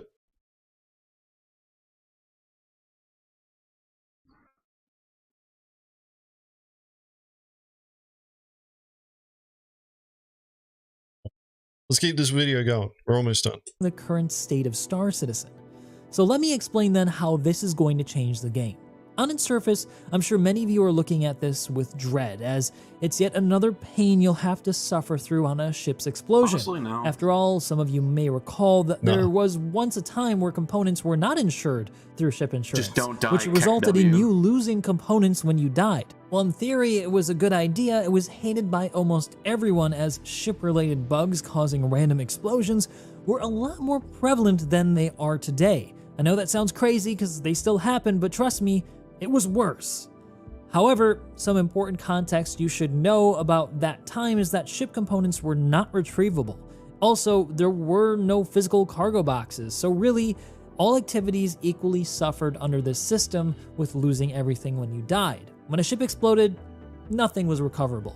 Which is why everyone was happy when they changed it to just including any component that you attach to your ship. Basically, if you customize your ship, it will remember it and you would get that back with insurance.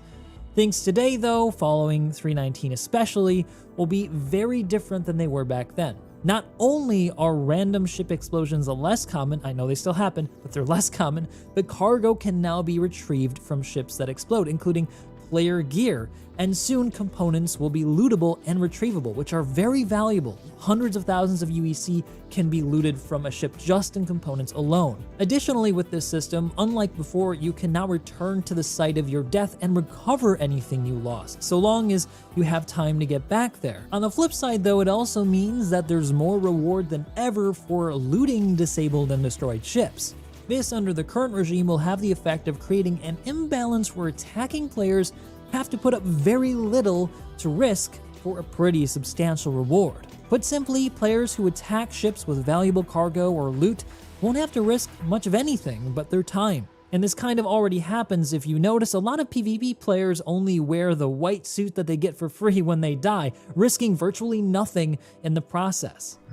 However, with this change of making components no longer insurable if they're really good, means that attacking players will now have to risk their expensive components worth hundreds of thousands of UEC in order to attack a player target with valuable loot. And the reason why this will affect PvP pilots more than PvE pilots is to do with the components and insurance. Here's what I'm talking about. We can be certain that the insurance will still cover the base level components that you get with a ship, as it would be unreasonable to expect a ship to come with an unflyable state. I mean, you don't get a car with an insurance claim without an engine, you get something that works. Thing is though, that while these base level components serve well enough in a fight against NPCs, they fall far short when putting them up against players where a few seconds of shields or extra damage points can decide a fight. That's why PvP players will look to fly with top shelf components as much as they do now. The result in this system will be that PvP players will stand to lose a lot more in combat if they want to fly with meta gear and stand a chance. Thus, with this new system, it will serve to rebalance activities across the board. Now, even if you fly naked, you're still going to be risking something with your ship. The result is going to be a far more cautious player base. Additionally, depending on how they work insurance, it will likely also mean fewer people ramming ships into things on purpose for an unfair advantage. It may also even mean fewer people leaving ships out when logging off, encouraging them to log out inside a bed or park it at a station to prevent it from being lost while they're offline. Or kind of like stripped of all its stuff, like a car put on cinder blocks and stripped of its wheels. And I suspect it will have more of an impact than even what I've said here, and I invite you to share what you're thinking down below. However, there are some problems and things that I'm not completely sure on, and that's with how insurance will work in specifics. I know that they're probably going to cover all of the base components that you get, but what I want to understand is what other things it might cover. What I'm hoping to see is that insurance will cover anything you buy in a shop, up to like say mid-range gear, but the really powerful stuff that you find in loot tables, like the top tier meta stuff for PvP, will be the stuff that you can't insure. Ultimately, I think that things being completely uninsurable may be a little bit too hardcore for people, so I hope that they go somewhere in the middle where some simple stuff can be insured but really good stuff will be lost, meaning that you're gonna have to risk it if you want to win. But I concede that just even having mid-range gear be insurable might be too unbalanced still. But what do you guys think? Are you excited for this change and do you agree? Do you see it as I do, as bringing balance to the risk that some activities have versus others? Or perhaps are you just worried that bugs will make the downsides outweigh the benefits for now? Let me know down below. Alright. I think that's pretty much the video there.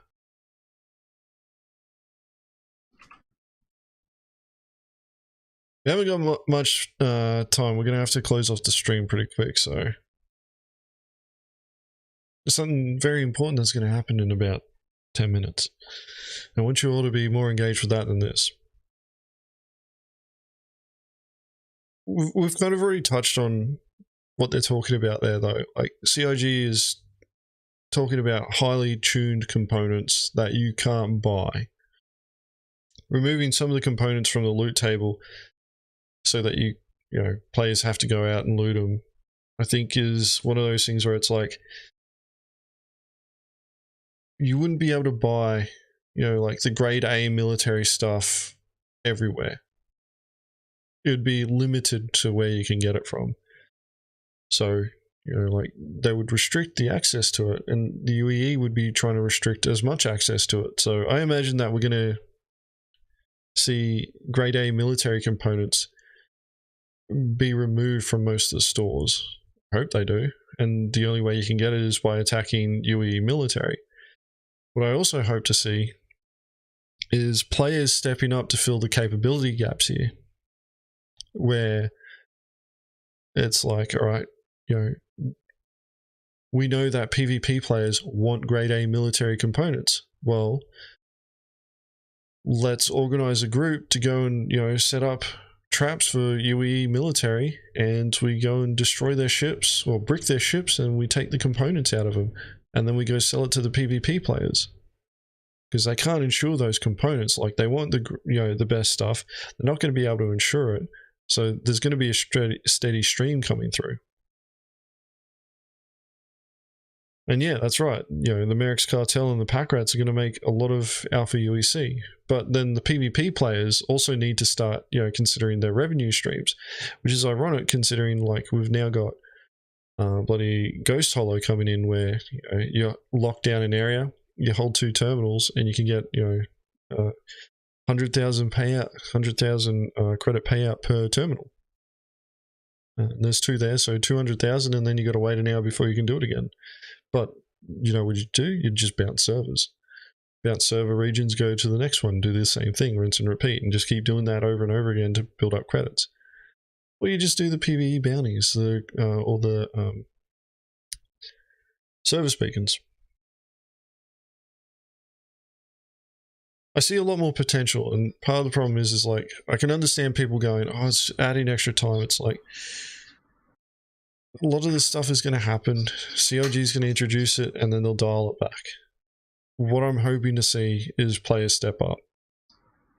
And I know, like, I'm going to try and push Pack Rats to step up on the trading side, the mercantile side of things, even if it's like, you know, coordinating between the auxiliaries and Mongrel Squad to go out there and hunt down targets. We sell, you know, what we don't need to the Pack Rats, and then they sell it on to the rest of the, you know, community. Like that, I'm actually really looking forward to that relationship. Like, it's going to be really cool, like, further down the line. Yeah. I just need the Pack Rats to actually buy the shit from me, man. We will almost call it there on the stream. One last announcement.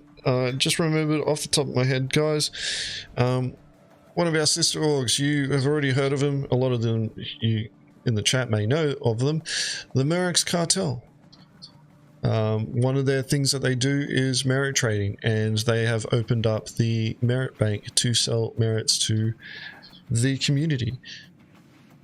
If you're interested in purchasing merits, you end up in prison, you can call up the Mongrel Cartel and make an arrangement to purchase merits from them so you can expedite your prison sentence.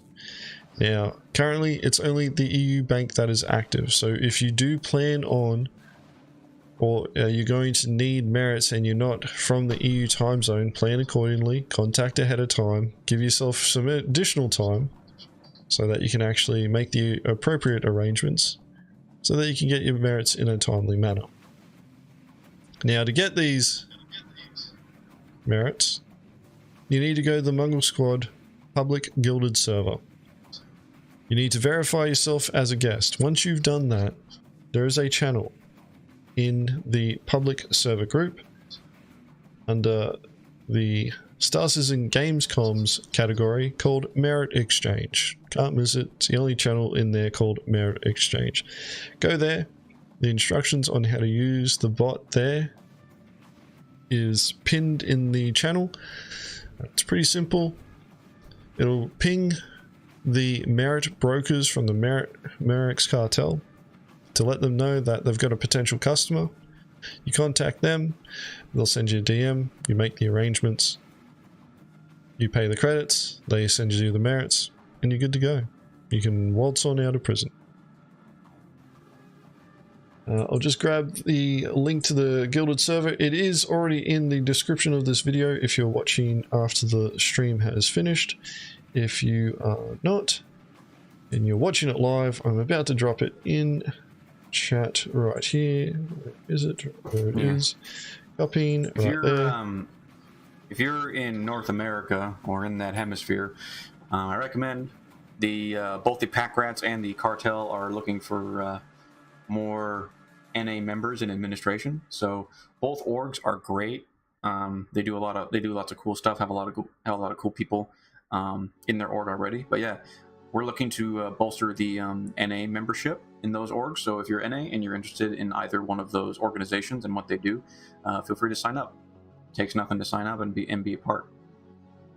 And they are active. The NA time zone actually has a correction. The pack rats actually have an NA manager now. So that's a officer who will, manages that time zone, organizes events. They're casual organizations, so there's no commitment to having to be there, having to fulfill commitments. However, if you are interested in that sort of gameplay, they're there. They're running events every week. You can show up, participate, do a bit of rock mining, maybe medical beacons, salvaging gameplay, mining gameplay. They're doing it all. Alright, on that note, guys, we're 2 minutes out. 2 minutes out from when our next video goes out. As we announced at the start of the stream, Dobbs has it's Dobbs' video next that he's going to be putting out there, and yeah, we're going to call it there on the stream. Actually, yeah, we're going to call it there on the stream so that you can all go from here to watch that video and flood the video with views, so that the algorithm goes, holy shit, we need to push this out to as many people as possible, as quickly as possible. Anyway, thank you very much, guys, for coming along for this stream, and we'll catch you all next week.